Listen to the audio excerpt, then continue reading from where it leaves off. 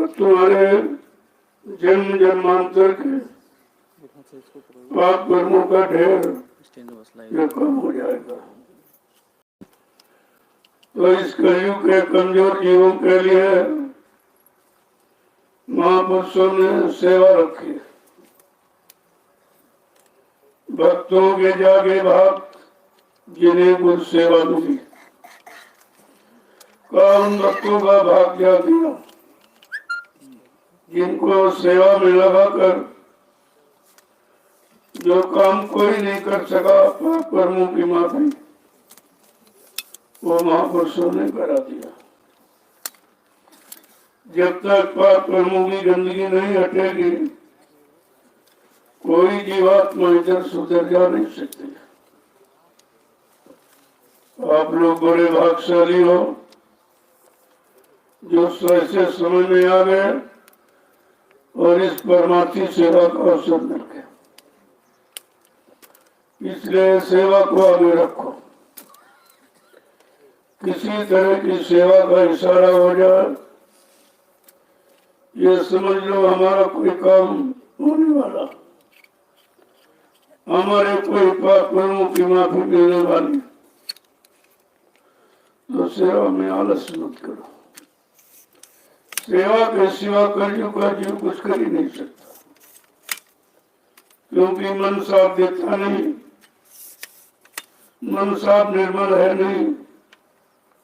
इसलिए उन्होंने तन की सेवा कि जब शरीर से वो सेवा करो जो काम आएगी।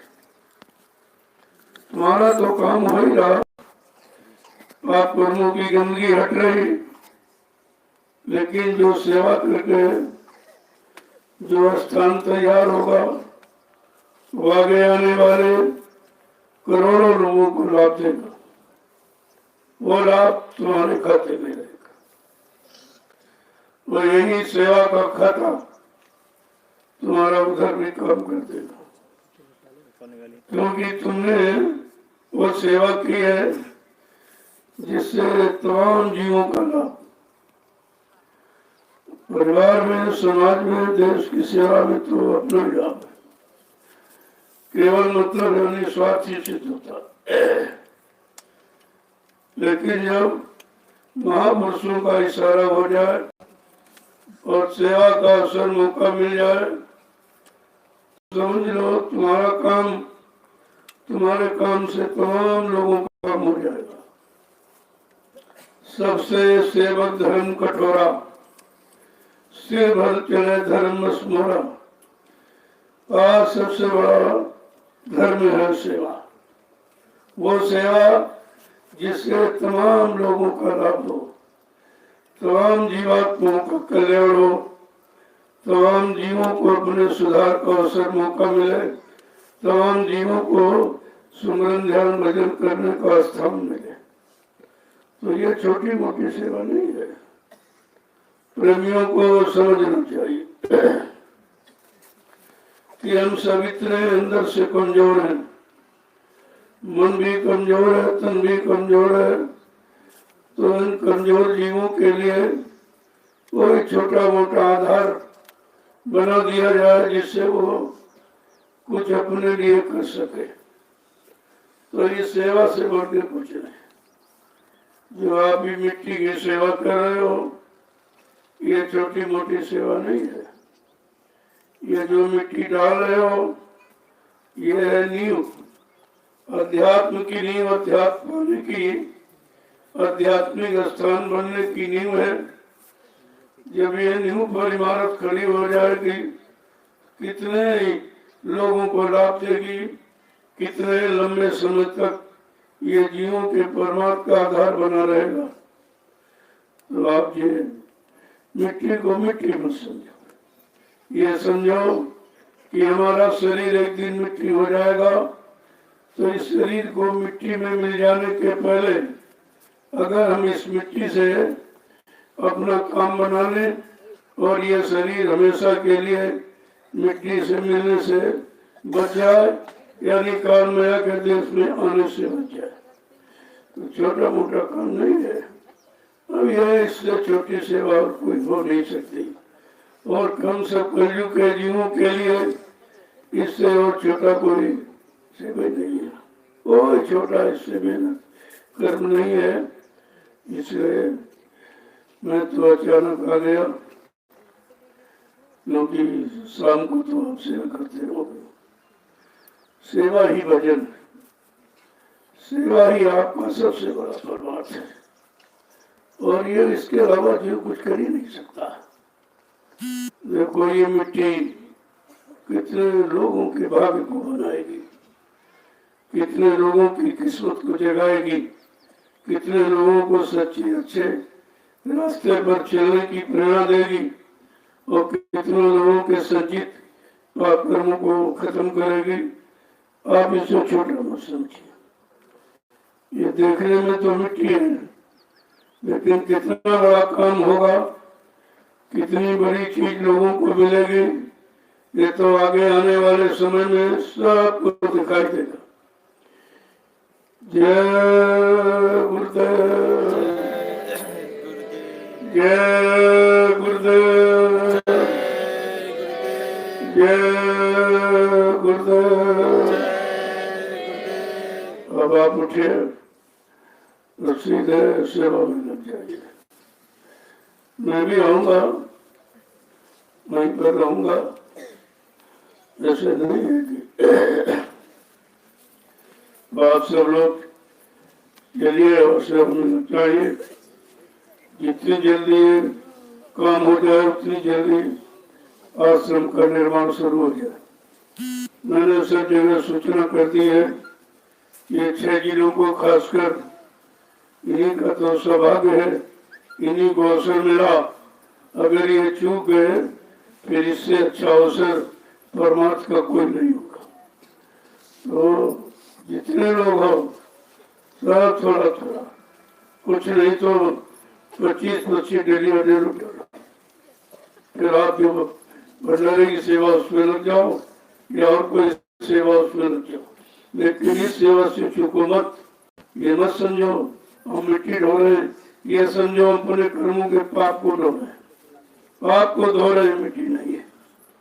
तो आप सब लोग चलिए सीधे, मैं भी आऊंगा और वहीं पर रहूंगा और देखता रहूंगा कि आप किस तरह की, कौन कैसी सेवा कर रहा है, किसको कैसा लाभ मिलना चाहिए।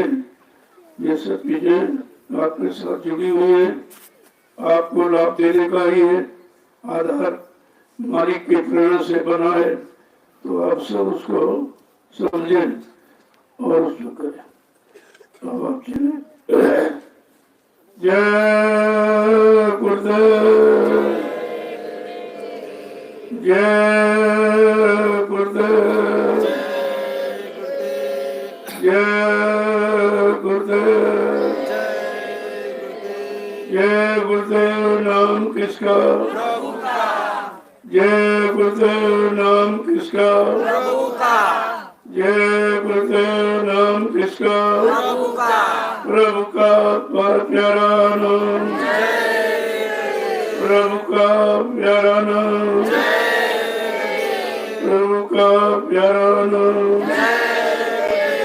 जय गुरुदेव। अब सब लोग चले और सेवा में लग जाए। जितनी जल्दी ये काम पूरा कर लो, आश्रम के निर्माण की शुरुआत हो, क्योंकि उस आश्रम का एक समय घड़ी निश्चित है। ये सूचना सारे देश में पहुंचा दो।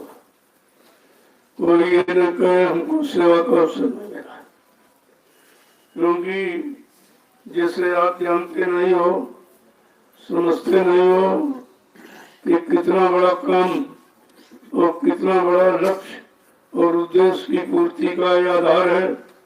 ये तो धीरे धीरे जब लोग आएंगे देखेंगे समझ में सब आ जाए। यहाँ कोई काम निरर्थक नहीं, यहाँ कोई काम अपने स्वार्थ लोभ लालच का नहीं है। सब परमार्थ की भावना को लेकर किया जा रहा है। और जिनके अंदर परमात्मा की भावना है वही इस काम को समझ पाएंगे, क्योंकि यह समझना भी किसी के बस की, क्योंकि तमाम तरह के गंदे संदेह स्वार्थी भाव विचार लोगों में भरे हैं, उनको वही दिखाई दे रहा, वही उनकी समझ में आ रहा, लेकिन ये परमात्मा की रास्ता किसी के समझ में नहीं आ रहा। लेकिन आपको तो अवसर मिला है, आपको मौका मिला है, आप अपना निशाना अपने परमात्मा का रखो। यहाँ एकमात्र उद्देश्य है जीवात्मा को अपने घर पहुँचाना, और उसके लिए शरीर की सफाई, मन की सफाई, गंदगी भाव विचारों की सफाई, खान पान की सफाई, ये बहुत चीजें शामिल है। जब ये सब सामान आप इकट्ठा कर लोगे और पाक साफ निर्मल पवित्र हो जाओगे तो उधर कोई रोक ही नहीं सकता। अगर बाहर सफा अंदर सफा तो मालिक क्यों खफा होगा, कैसे खफा होगा, कैसे नाराज होगा। लेकिन ये सफाई, ये साबुन इससे नहीं हो सकती, ये तो सेवा से ही होगी। इसलिए कलयुग में संत महापुरुषों ने जीवों के लिए एक सरल रास्ता, उनके कर्मों की अदायगी का सेवा रखा है। तो आपको भी मौका मिल गया, तो ये समय निकल जाएगा, जब ये सेवा समाप्त हो तब लोग पश्चाताप करेंगे कि हमको कोई सेवा नहीं, और आपने जो की है उसका परिणाम सामने आपकी फसल खड़ी है। यहाँ क्षेत्र में कहीं नहीं दिखाई दे रहा। देखिए आप, जो काम कोई नहीं कर रहा, न कर पा रहा, वो आपने किया, ये आपके यानी कर्म का फल है सामने आपके। अभी क्या ये सब लोग ताज्जुब करके रह जाएंगे, यही सोचते रह जाएंगे और काम हो जाएगा। और जिनको लाभ मिल रहा है वो चुपचाप अपना काम में लगे पड़े, किसी तरफ देखते नहीं। कोई क्या कह रहा, कोई क्या मतलब कर रहा, किसी से कोई मतलब नहीं। अपना पक्का निशाना परमात्मा रखो, धीरे धीरे धीरे धीरे ये सब कम हो जाएगा। जो कोई नहीं सोचता था, देखो आपके सामने हो, किसी के अंदर ये नहीं था कि जमीन पर कुछ होगा, क्योंकि बियाबान जंगल इतना उबड़ खाबड़ नीचा, मतलब यानी खराब स्थान।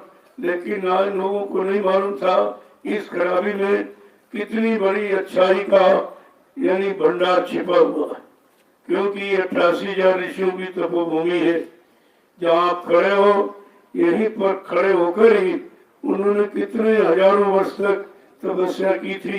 इस भूमि को पवित्र कर दिया, पाक साफ निर्मल कर दिया, और आज उसी पवित्र भूमि पर यह आध्यात्मिक कार्य शुरू हो गया है।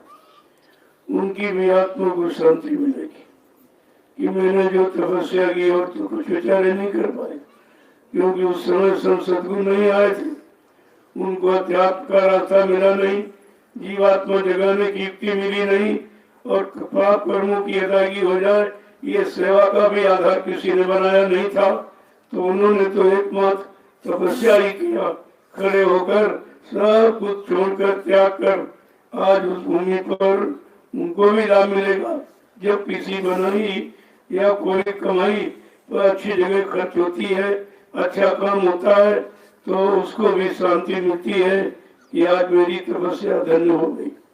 तो आप ये छोटा मोटा काम नहीं कर रहे, ये स्थान तपोभूमि आज ये साधकों के लिए एक मतलब आधार बन गया। तो स्वामी जी महाराज ने इसीलिए इस स्थान की विशेषता अपने रामचरितमानस में किया है कि तीर्थवर नेमिष विख्याता अति पुनीत साधक सुखदाता। काई नैमिषारण्य की तपोभूमि है, ये 88,000 ऋषियों की तपोभूमि तपस्या किया, और ये आगे आने वाले कलयुग में साधकों का सुखप्रद स्थान बनेगा, सुख शांति पाने वाला स्थान बनेगा। ये तो पहले ही सही है, यहाँ कोई मतलब नया काम नहीं हो रहा।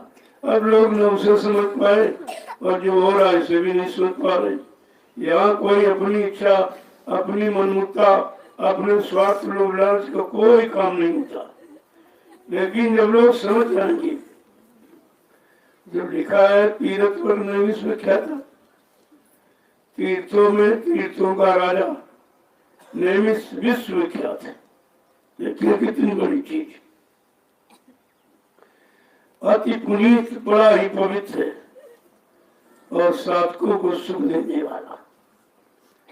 अरे जब कोई साधना का स्थल बनेगा, साधक आएंगे, साधना करेंगे, तभी तो सुख की प्राप्ति होगी। तो ये सिद्ध कौन करेगा? जो लिखा है गोस्वामी महाराज ने, ये सिद्ध कौन करेगा?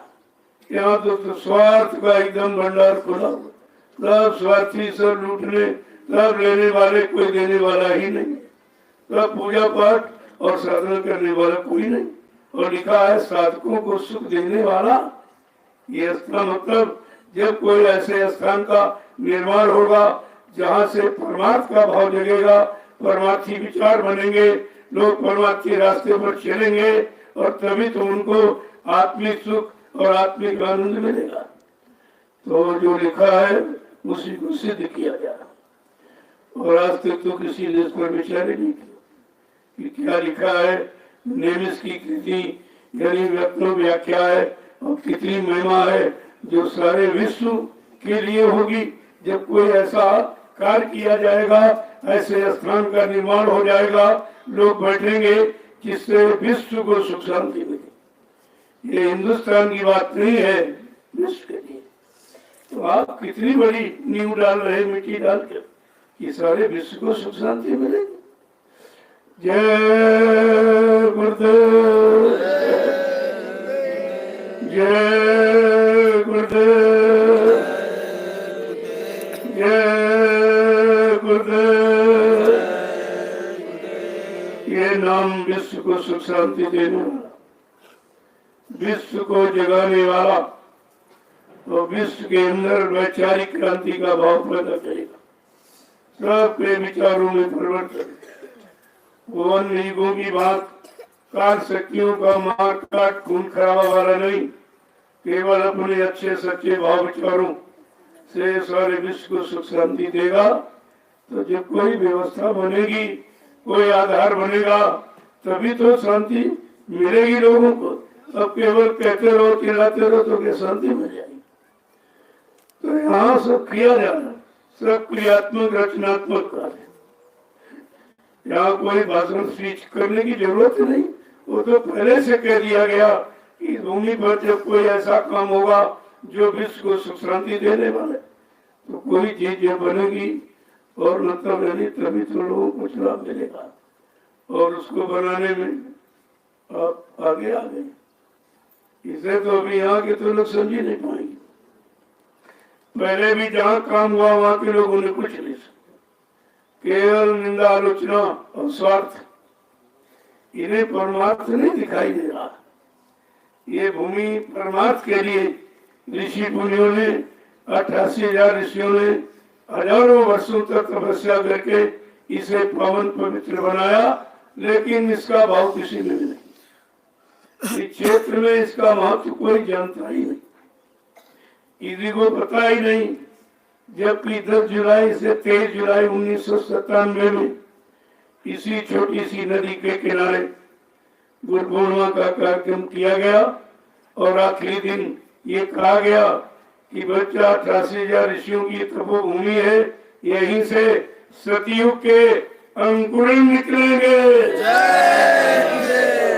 तो अंकुरण कहाँ निकलेंगे? क्या होगा? क्या बगैर जमीन के, बगैर आधार के कहीं अंकुरण होगा? अंकुरण माने शुरुआत होगी। तो आप छोटे मोटे स्थान की स्थापना करने नहीं जा रहे हैं जिससे विश्व को सुख शांति मिले, ये छोटी बात है। तो आप एकदम निशाना अपना पकड़ो। कोई क्या कह रहा, कोई क्या मतलब बता रहा, इसकी तरफ ध्यान देने की जरूरत नहीं है, क्योंकि ये तपोभूमि का महत्व किसी के अंदर नहीं है और सतयुग के अंकुरण का भाव भी किसी के अंदर अभी नहीं है। उस इशारे को नहीं समझ पाया जो 97 में कहा गया। कितने पहले इशारा हुआ था, लगभग 22 वर्ष पहले, और 22 वर्ष पहले का इशारा भी तुम लोग नहीं समझ पाए। जब नहीं समझ पाए तो कहा चलो कोई आधार बना, तो ऐसा ही समझ जाए, कोई आधार बन जाए तब शायद समझ जाए, लेकिन अब भी लोगों की समझ में कुछ नहीं है। केवल आश्चर्य तो कर रहे हैं कि वहां पता नहीं क्या होगा, कितनी जल्दी काम हो जाता। अभी जुलाई में कार्यक्रम, तब किसी दिमाग में कुछ नहीं था। और एक बार की देखे मालिक की मौज हुई, बगैर उसकी सत्ता के पता नहीं हो सकता। ये काम किसी इंसान के बस का है नहीं। जब तक उसकी प्रेरणा और उसकी मौज नहीं होगी तब तक कहीं पर कुछ होने वाला नहीं है। इसलिए ये मत समझो कि वो कोई इंसान कर रहा या कोई मैं कर रहा। अरे मुझसे भी कोई करा रहा है कि जल्दी करो, जल्दी करो, देर मत करो, समय आ गया है, वो घड़ी आ गई, वो मुहूर्त आ गया, एक आधार तैयार हो जाए और लोगों को सच्ची सुख शांति का जो कितने वर्षों पहले प्रचार किया गया, विश्व को सुख शांति इसी नाम से मिलेगी। विश्व को सच्ची सुख शांति इन्हीं के द्वारा मिलेगी। अब जिनके द्वारा मिल रहा है उन्हीं का तो इशारा है, उन्हीं का एक काम है, उन्हीं ने आधार तैयार करेंगे तो धीरे धीरे सब काम हो जाएगा। देखो कितनी छोटी सेवा से आगे आने वाले समय में कितना बड़ा लाभ जो विश्व को सुख शांति देगा। अरे यहाँ परिवार में सुख शांति नहीं, वो विश्व की बात हो रही, तो धीरे धीरे पहले समझने की कोशिश करो। एक बाकी समझ में नहीं आएगा। जो जीवन का जितना समय ज्यादा याद दे दोगे यही तुम्हारा इतिहास होगा, यही कलयुग का इतिहास होगा। और आप समय नहीं दे पा रहे, और तो कुछ नहीं देना समय, जो भी मतलब नहीं वो भी तो नहीं दे पा रहे। और जो समय देंगे उनका समय से काम हो जाएगा। बाकी सब ऐसे घूमते टहलते रहेंगे, आते जाते रहेंगे, निर्णाते रिश्तेदारी तो एक दिन आए चले गए, 2 दिन आए चले गए, तो इससे कौन सा लाभ मिलेगा? इससे कोई लाभ नहीं। यहाँ इस तरह की भर्ती है ही नहीं।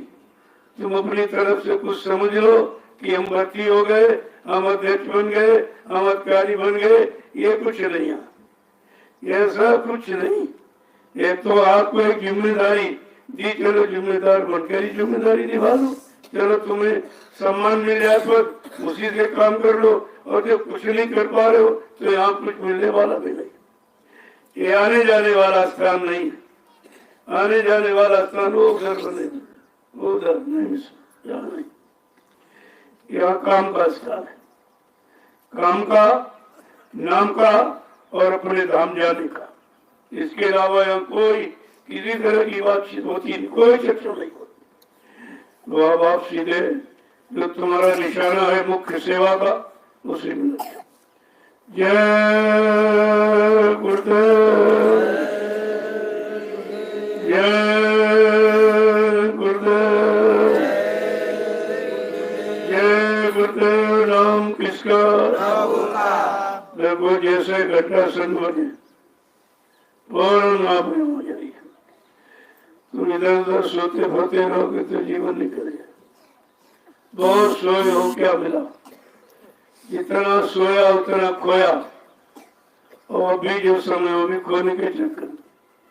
यहाँ आकर इस भूमि पर आकर अगर कुछ नहीं बना पाए, कुछ नहीं कर पाए, कुछ नहीं समझ पाए और कुछ मतलब नहीं प्राप्त नहीं कर पाए तो आने का मतलब ही क्या? फिर आपका क्या मतलब बनेगा?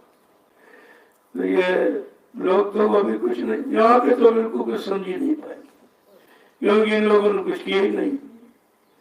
कोई ऐसा परमार्थी जीव है जो लगा हुआ है, वो समय का लाभ पा जाएगा और उसका नाम भी हो जाएगा। बाकी सब निंदा आलोचना बुराई क्रिटिसाइज करके रह जाएंगे, और ये अच्छा समय जो जीवन का है भाग्योदय का, वो उनका खत्म हो जाएगा। तो आप किसी तरह क्या बतलाए तो सबको जा रहा। ये गुरु पूर्णिमा का कार्यक्रम हुआ, सारे क्षेत्र को जानकारी दे दी गई। देख लो इतना जनमत, वो भी परिवार का 1-2 सदस्य आए, अगर पूरे आ जाते तो यहाँ कई जगह नहीं मिलती। और परिवार तो 45 करोड़ का जो बिखरा हुआ है, धीरे धीरे सब आ जाएगी। परिवार का सदस्य कोई दुश्मन नहीं होता, बस सब तरह के विचारों के लोग हैं, जिनका जैसा कर्म, जैसा जैसा संस्कार, वो बेचारा उधर लगा हुआ, और जहाँ लगा वहां भी उसका लेन देन है, वहां भी लेन देन है। जब वो लेन देन खत्म हो जाएगा धीरे धीरे सब आ जाएंगे, लेकिन जब कोई आधार बना थोड़ी तो आएंगे। अगर वहां से हटेंगे तो कहाँ जाएंगे? तो उसके हटाने के पहले या हटने के पहले तो कोई न कोई लगने की जगह, लगने का आधार स्थान तो होना चाहिए। वो वही व्यवस्था हो रही है।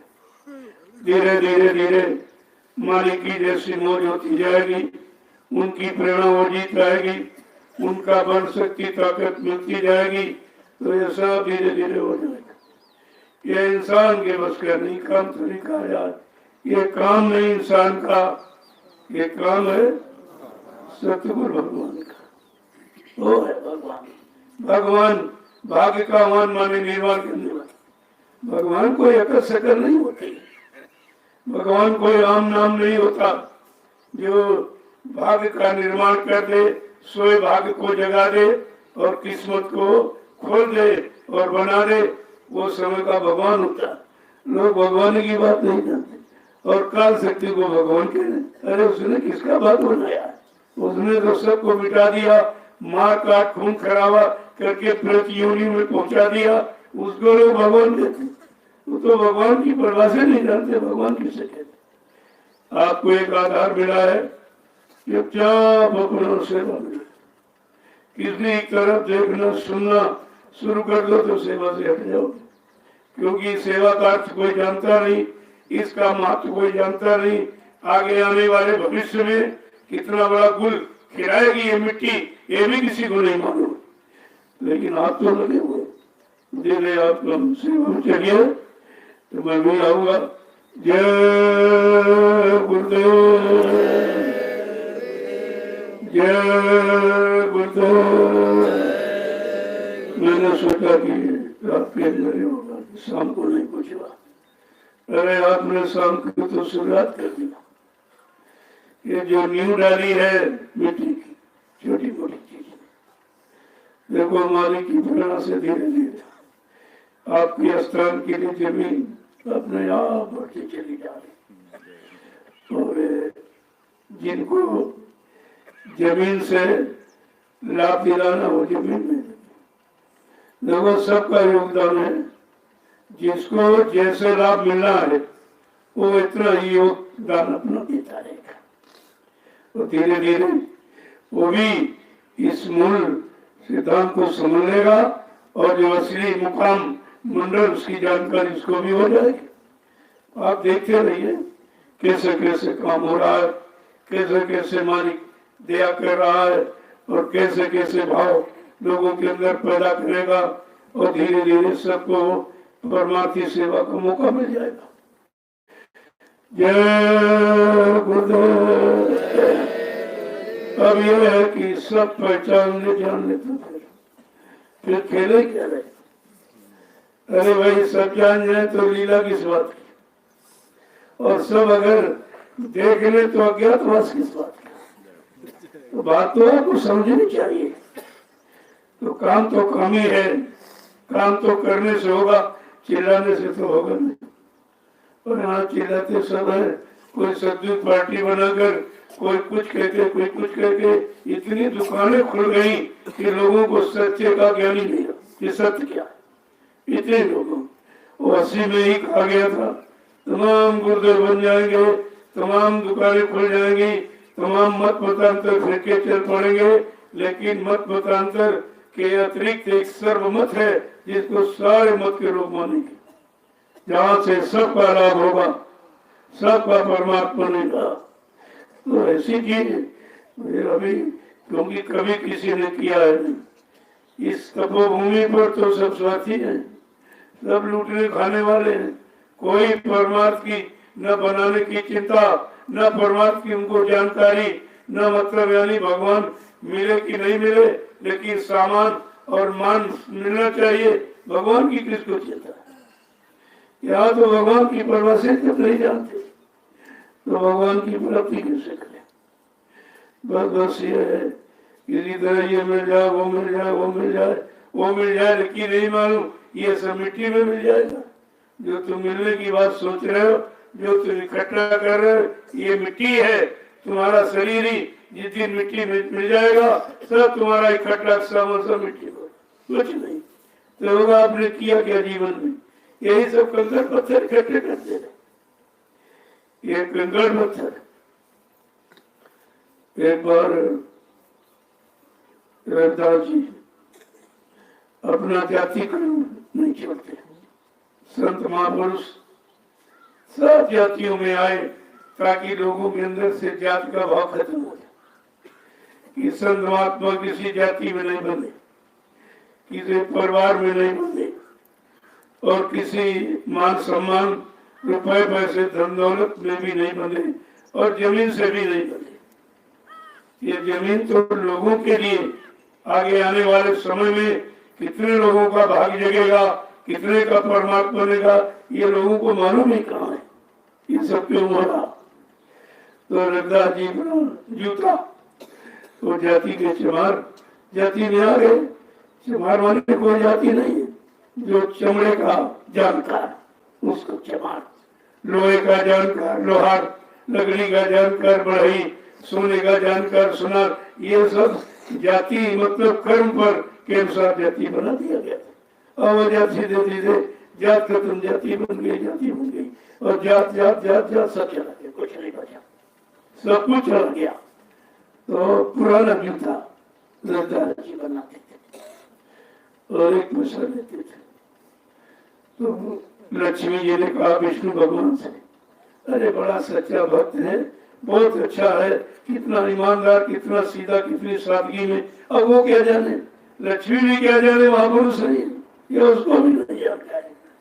तो कहा होने को इनको कुछ दे दो, इनकी स्थिति ठीक हो जाए। तो विष्णु भगवान चलो भाई ठीक दे दो। तो एक उन्होंने कहा चलो ऐसा करो, एक बड़ा जूता ले चलो, जो सबसे बड़ा। तो उनको बड़ी मजदूरी मिलने लगी। तो बड़ा जूता लेके गए विष्णु जी, कहा भाई ये ठीक हो। अरे तो मेरा कर्म, ये नहीं मालूम हो तुमको पहचान ले। वो नहीं, वो समझते कि जानते नहीं, वो पहचान के कारण तो बनाया। कहना पैसे होता, कहना ये तो बड़ा है, कहे बड़ा है क्या छोटा, मजदूरी है की होती। कहने लक्ष्मी जी बताओ किसी की मदद की जाए, ये तो कुछ चाहते नहीं। तो कहा ऐसा न करो, चुपके से एक सोने चांदी की गठरी बनाओ और जान के जूते बनाने का सामान रखा, वही चुपके से बाकी रखता, धीरे से मिल जाएगा, ईमानदार हो जाएंगे। तो जब रखा है रात में, तो सुबह जल्दी रविदास जी उठे तो अपना रवारी वाली साफ किया और वो चमड़ा जूते बनाने वाले सामान को इधर उधर किया, कहा गठरी रखी, जानते तो पहले ही थे वो। तो ले उठाया, अरे ऐसा न हो कहीं ये औरत जाती है, इसको लोभ बहुत होता, कहीं लालच में ना आ जाए। तो फट से गड्ढा खोदकर उसको अंदर दो दामे लगी। तो विष्णु लक्ष्मी का चलो देखे, अब तो गठरी मिल गई होगी तो खुश हो गए। तो देखा कि वो जमीन खोद रहे। कहना कि नेताजी आप ये गड्ढा क्यों खोद रहे? कहना कि मिट्टी को मिट्टी में दाब रहा हूँ, मिट्टी को मिट्टी में दाब रहा हूँ। कहा लक्ष्मी जी अब बताओ, अरे जो इसको मिट्टी समझ रहा है, जो तुम्हारा स्वरूप है लक्ष्मी, वो लक्ष्मी को भी मिट्टी समझ रहे, ये कौन है? कहते हैं ये संत महापुरुष, जिनको कुछ नहीं चाहिए, वो सहन के साथ, वो बादशाह के बादशाह है, जिनको यहाँ कुछ नहीं चाहिए और उनका कोई लगाव भी नहीं। लगाव केवल है कि जीवात्माओं का काम हो जाए, इनका परमात्मा बन जाए और इनके द्वारा बनाई व्यवस्था पर हजारों लाखों करोड़ों लोगों को लाभ मिल जाए। का वो ये है। कहने का मतलब है संत महापुरुषों को धर्मान बलवान बुद्धिमान तो बिल्कुल पहचानते, उनको काल के जीव है। काल कहता है मानी अभिमानी गुमानी, ये हमारे मेहमान, काय मेरे मेहमान है, मैं इनको बहुत संभाल के रखता। अगर 1000 मांगता तो 1 लाख देता हूँ, 1 लाख मांगता तो करोड़ दे देता हूँ, लेकिन ये कहता हूँ कि मेरी बनाई व्यवस्था में रहो, तुम और इधर उधर मत जाना चाहिए। तो आप देखिए कि इसमें धर्मान कभी नहीं है। बुद्धिमान कभी नहीं आएगा, बलवान कभी नहीं आएगा। ये सब अहंकार के स्वरूप है। ये संत में मत में कभी भर्ती भी नहीं, कभी हाथ बात नहीं आएंगे। तुम्हारे आएंगे तो उनको दिखाई नहीं देगा। उनके आंखों में स्वार्थ ही छाया, स्वार्थ का पर्दा, और उनसे मिल करके अपने परमात्मा का काम बनाने का रास्ता निकाल लो। ये तुम्हारी बुद्धिमानी है। जय गुरुदेव, जय गुरुदेव, जय गुरुदेव। नाम किसका? प्रभु का प्यारा नाम। देखो जो जिस भाव में आ रहा, क्योंकि संत मत का ये कानून है, आए शरण तजो नहीं ताही। जो शरण में आ जाएगा, जिस भाव में आता है उसी भाव में वो बह जाता है। धन की इच्छा से आया वो धन लेके चला जाएगा, सामान की इच्छा से आया वो सामान लेके, तमाम सामान की चोरी कर रहे। भंडारे में अच्छी दाल देखी तो घर में पहुंचा, अच्छा चावल देखा घर में पहुंचा दिया, कोई शुद्ध तेल आया वो अपने इस्तेमाल। ये सब क्या है? ये सब काल की जो भक्ति को दयाल का कभी मत मानना। लेकिन अब दयाल का एक प्रभाव है, कोई आ जाए जिस भाव में आएगा उस भाव में उसको लाभ दे दिया जाएगा, वो चला जाएगा। तो सामान की इच्छा से आए वो सामान लेके चले। जो पद और कोई सम्मान इच्छा से आया वो पद सम्मान के चले जाए। चलो उनको पद दे दो, ये बना दो, वो बना दो, वो बना दो। और मतलब अगर वो समझे कि हमको पद दिया गया है तो हम अपने परम पद की प्राप्ति करें। ये पद उस परम पद की प्राप्ति करा देगा अगर सेवा का भाव बन जाए और स्वार्थ, लोभ, लालच और मान सम्मान की भावना खत्म हो जाए तो यही पद परम पद की प्राप्ति करा दे। लेकिन ऐसा बनना मुश्किल है। क्यों? प्रभुता पाए काय मद नहीं। कोई प्रभुत्व, कोई अधिकार, कोई मान सम्मान और सामान मिल जाए तो जो काल माया का सामान है तो अहंकार आना निश्चित है, वो तो निश्चित है। लेकिन जिस पर दया वही सब काट भी है, तो इन सबका काट भी है। जहाँ पर दया वही सदगुरु की वही हुए निहाल, और बाकी फंसे काल के जाल। काल के जाल से निकलना, सम्मान और सम्मान और धन और दौलत और अद और पद, ये सब काल का सामान है। इस सामान से निकलना बहुत मुश्किल है। इसी की चाह तो दुनिया को है। ये दुनिया इसी की चाह में फंसी। किसी को परमात्मा की चाह, किसी को अपने घर जाने की चाह है। अच्छा, क्योंकि उन बेचारों को पता नहीं कुछ सब क्या है। 3 युगों से काल ने भरमाया, भटकाया है। अब ये 750 वर्ष मात्र भी हुए जो संत महापुरुष आए जगाने के लिए। लेकिन धीरे धीरे धीरे धीरे काल की व्यवस्था को कैसे खत्म कर रहे हैं और अपने जीवों को उस काल के फंसे व्यवस्था से कैसे निकाल रहे हैं। क्योंकि काल को भी कोई कष्ट न हो कि हमारा सब बिगाड़ दे। चिंता तो उसको हो गई तभी से, जैसे कभी साहब आए कि निश्चित है ये काम यहाँ का शुरू हो गया है। अब कोई समर्थ मालिक आ जाएगा तो इन जीवात्माओं को समेट के ले जाएगा। तभी ये नाम जहाज लगाया गया।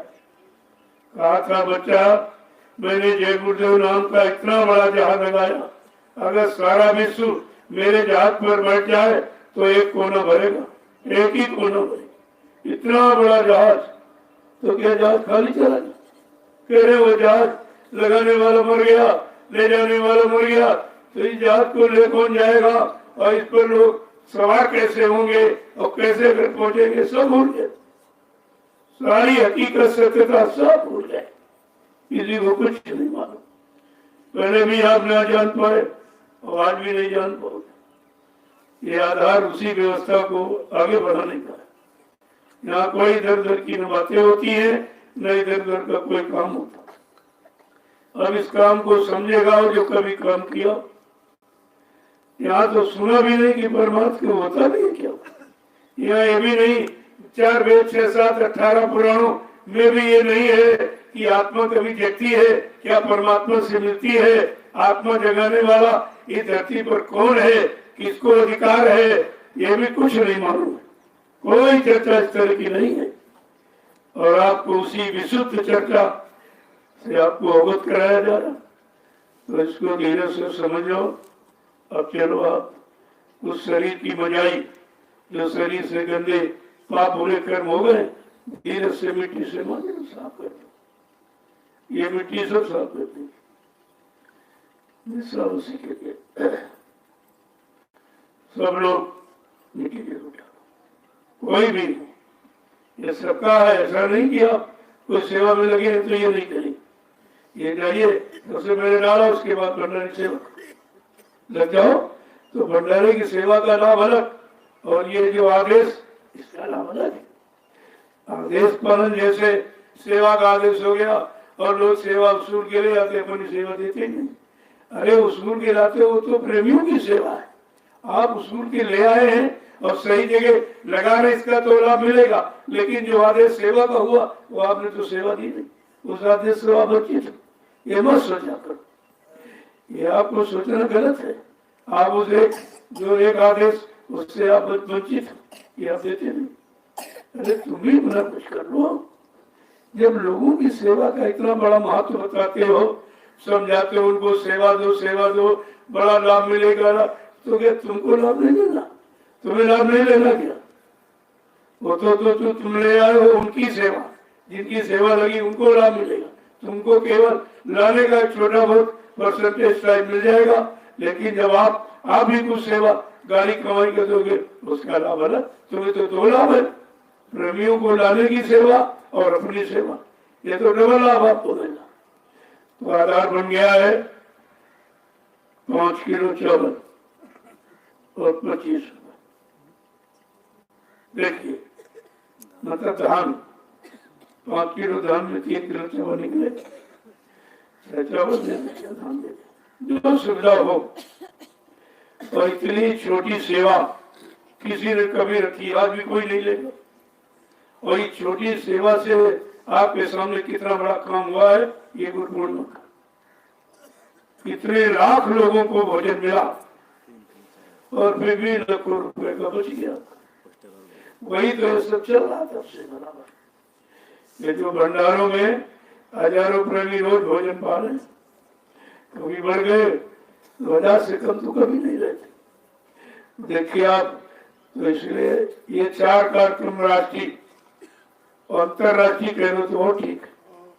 ये भंडारा और गुरु पूर्णिमा और मुक्ति दिवस और होली, ये 4 कार्यक्रम राष्ट्रीय, इनमें ये सेवा बराबर रहेगी। जो 2 किलो गेहूं और 25 रुपए।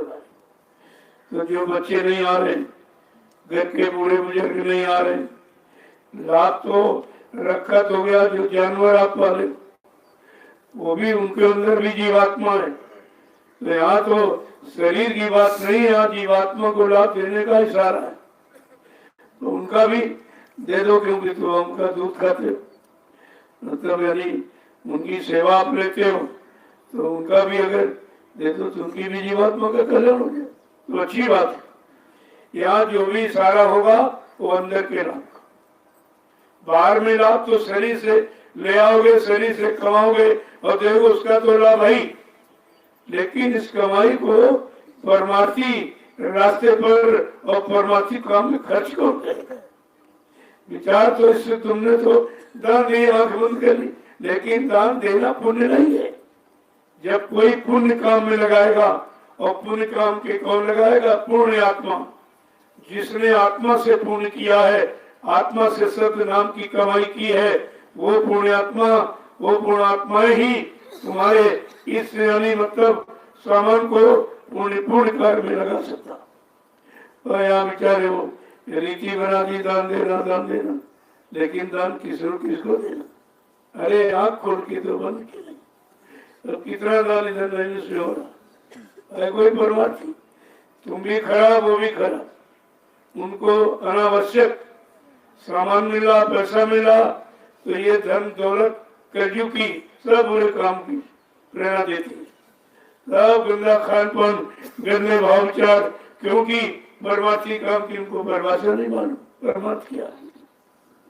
उनको तो कुछ नहीं, वो केवल शरीर तक सीमित है, इंद्रियों के भोगों तक। जवान के चटपटे तो सत्वगुणी तमोगुणी रजोगुणी आहार तक सीमित है, सत्वगुण भी उनको नहीं मालूम। तो कहने का मतलब है ये जो आप उधर हो तो कुछ मिलने वाला है नहीं, कुछ उधर कुछ है ही नहीं। प्रश्न आप पैसे का नहीं है, प्रश्न है सेवा का। यहाँ पैसा नहीं, सेवा। और वो सेवा 3 बार बोलो क्या निकले? सेवा। सेवा से वाह, जिससे वो मालिक मिल जाए, वो मालिक मिल जाए, मालिक मिलने के काबिल हो जाओ। चलो सेवा से तुम्हारे किए गए पाप कर्मों की अदायगी हो जाए और ये पाक साफ निर्मल पवित्र हो जाए, तो ये फिर परमात्मा का काम करने लगेगा। शरीर यही है, ये बदलेगा। अरे भाई ये थोड़ी की पैर ऊपर नसर नीचे हो जाएगा, ऐसा नहीं। इनके सब, इनका लगाव जुड़ाव ये सब बदल जाएगा, वो घुमा दिया जाएगा। जैसे राइफल दुश्मन की तरफ तो मार देगी, और जिसकी राइफल हाथ में पड़ी तो उसको भी मार देगी। उसका तो काम यही है, केवल डायरेक्शन। इसी तरह ये मन का डायरेक्शन है, तन का डायरेक्शन है, और मन बुद्धि चित्त ये सब डायरेक्शन, सबको घुमाया जा रहा। इधर परमात्मा की तरफ चल पड़ो, उधर चल के देखा क्या मिला आपको, जरा इधर चल के देखो। तो ये सब चीजें समझने की अवश्य सत्संग यही। जब तुम्हारी समझ में आ जाए, तुम्हारी मन बुद्धि चित्त को यानी घुमा दे, तो सत्संग का मतलब है यही है। अब तुम उसे कथा वार्ता रोज सुनते, रोज सुनो, रोज सुनो, रोज सुनो, तो सुनने से लाभ नहीं है, करने कराने से लाभ। सुना जाता है करने के लिए कि हमको नहीं मालूम, चलो सुन ले, और सुन करके अपने काम में लग जाए, तब तो यानी सुनना भी लाभ देगा। और सुनाने वाला अगर करके कह रहा तो उसका सुनाने का लाभ है। केवल पढ़ लिया, सुन लिया और सुनाने लगा, उससे कोई लाभ नहीं, न उसको न सुनाने वाले को लाभ नहीं। इसीलिए संत मत बड़ा जटिल मत है, समझ जाओ तो बहुत सरल है, और नहीं समझ पाओ तो बहुत जटिल है। क्योंकि काल के एकदम विपरीत, काल की व्यवस्था से एकदम अलग थलग, काल की चर्चा से बिल्कुल अलग थलग, काल की सारी योजनाएं भूमिकाओं से बिल्कुल अलग थलग। तो इसे समझना इतना आसान नहीं है, लेकिन अगर करने में लग जाओ वो सरल है। तभी कहा जाता है कि संत मत में अगर कोई पढ़ा लिखा आ रहा, कहते पढ़ा लिखा बह जाता है तो बह जाता, और बिना पढ़ा पढ़ जाता है। जो एकदम बिना पढ़ा माने खाली, वो बढ़ जाएगा, सबर के ले जाएगा। और जो पहले से एकदम फुल है तो वो बेचारे क्या बन पाए, उनके अंदर क्या आएगा? कहा सबसे बड़ी अज्ञानता और सबसे बड़ी गंदगी और सबसे बड़ा भूल भ्रम है ये जो किताबों की शिक्षा, ये सबसे बड़ी अज्ञानता। और इसी को तुम ज्ञान मान समझते, कहते हैं बहुत ज्ञानी है, हम बहुत पढ़े लिखे। मैं तो कभी कभी बोलता हूँ, अरे भाई तुम पढ़े लिखे हो कि लिखे पढ़े हो? लिखे पढ़े हो कि पढ़े लिखे? इतने में पढ़ाई खत्म, उत्तर है नहीं कुछ, हमने पढ़ाई कहा नहीं। अरे तुम लिखे पढ़े हो, जो लोगों ने लिख दिया उसी को पढ़ लिया और रट लिया, और उसी में डिग्री मिल गई, और डिग्री है बिगड़ी, वो तुमको बिगाड़ देगी। ये तो संत महापुरुषों का तुम देखो, कभी साहब बिल्कुल पढ़े लिखे नहीं। देखिए उन्होंने खुद कहा, मसी कागज छुए नहीं, कलम गही नहीं हाथ, और वैसी रचना रच रही कि दुनिया ना विमात। देखिए आप ये बिना, अरे जिसने अध्यात्म को पढ़ लिया, अध्यात्म को जान लिया, अध्यात्म को कर लिया और आध्यात्मिक बन गया, उसको पढ़ाई पढ़ाई की क्या जरूरत है? ये तो सब भटकाने वाली, सब काल की तरफ मोड़ने वाली पढ़ाई और काल के बनाए जाल में रहने वाली और फंसने वाली पढ़ाई है ये। इसीलिए कहा ये अक्षर विद्या और संतों की शब्द विद्या, बड़ा अंतर। शब्द और अक्षर में बहुत फर्क। अक्षर लिख दो मिट जाएगा, सुन लो भूल जाओगे, लेकिन ये शब्द मिटने वाला नहीं है, कभी मिटता नहीं, कभी घटता नहीं, वो एक समान रहता बिल्कुल। जैसे आप ताली बजाओ, आवाज निकले, ये आवाज हमेशा कभी बजा दो, कभी बजा दो, कभी खत्म ही नहीं होगी और कभी मिट नहीं सकती। इसको कहते हैं सत्य। जो कुछ दो नैनों से देखे, काल भोग सब करता और सब मर जाए, सत्य नहीं मरता। जो कुछ दो आंखों से देख रहे हो, दो कानों से सुन रहे हो और दो हाथ और पैरों से चल के कर रहे हो, कहा ये सब काल की बनाई दुविधा, दो विधाओं की व्यवस्था। ये दुविधा है सब। लोग कहते हैं तुम दुविधा में पड़ गए, तो मैं तुम्हारी सुनने वाला, और उसने दुविधा का ये जरिया बना दिया कि ताकि ये समझ न पाए। तो इधर शरीर में तो उधर आत्मा में एक, वो एक रस, एक तो इधर से उधर, दो से एक को समझ, इन दो से एक को समझ तो दुविधा भी चली जाए और एक भी मिल जाए, दोनों काम हो जाए। जय गुरुदेव। अब आप लोग चलिए, मैं भी आऊंगा सर जी, मैं तो आपके साथ ही लगा हूँ, कोई अलग नहीं हूँ, क्योंकि अंदर में भी बहुत काम रहता है। ये व्यवस्था, वो व्यवस्था, योजना, वो योजना, ऐसा तुम समझते हमको खाली थोड़ी बैठते, खाली बैठ जाएंगे तो काम कैसे होगा। तो आपको समय समय पर इशारा करता रहता हूँ, ये भी होना, किसी को कुछ नहीं मालूम। पहले मैं बताता था, मैंने दुआ ने बताया, निचारा ने प्रचार कर दिया। हमने कहा नहीं, अब उसी दिन बताऊंगा, जैसे कल होना तो आज शाम को बताऊंगा कि कल ये होना और तैयार हो, इसके पहले कुछ है। तो क्योंकि आप किसी बात को बर्दाश्त नहीं कर पाते। देखो यहाँ भी कुछ चीजें ऐसी है, सब मत निकाला, क्योंकि सबका अर्थ लोग नहीं जानते। मतलब ये जो यहाँ जो हो रहा है, वो मतलब ये तो सब निकालिए को, लेकिन कुछ ऐसी गुप्त है, उससे कृषि है, उसको आप देख थोड़ा सा पर्दा, क्योंकि वो सब दिखाई तो सब ये देखा, लेकिन यहाँ से जो तुम भेज दोगे उस पर लोग विचार नहीं कर पाए, उस पर विचार नहीं, क्योंकि वो उनके मन बुद्धि चित्त के परे आम हो रहा सब। ये कैसे, ये कैसे, ये कैसे, बस इसी कैसे वैसे में काम करता रह जाए, कैसे वैसे में ऐसे ही रह जाए, चले जाए। उनको क्या मारे भाई, जो हो रहा तुम्हारे सामने हो रहा। हम तो कोई काम पर्दे में करते नहीं, ना पर्दे में कभी बोलते। मेरे पास मीडिया आया, पत्रकार, सब तरह तरह के वेश भेष बदल कर आते। हमने कहा देखो यहाँ कुछ नहीं, यहाँ जो है आपके सामने, और मेरे पास लंगोटी की सेवा कुछ है नहीं, कुछ नहीं, और जो है सब आपका।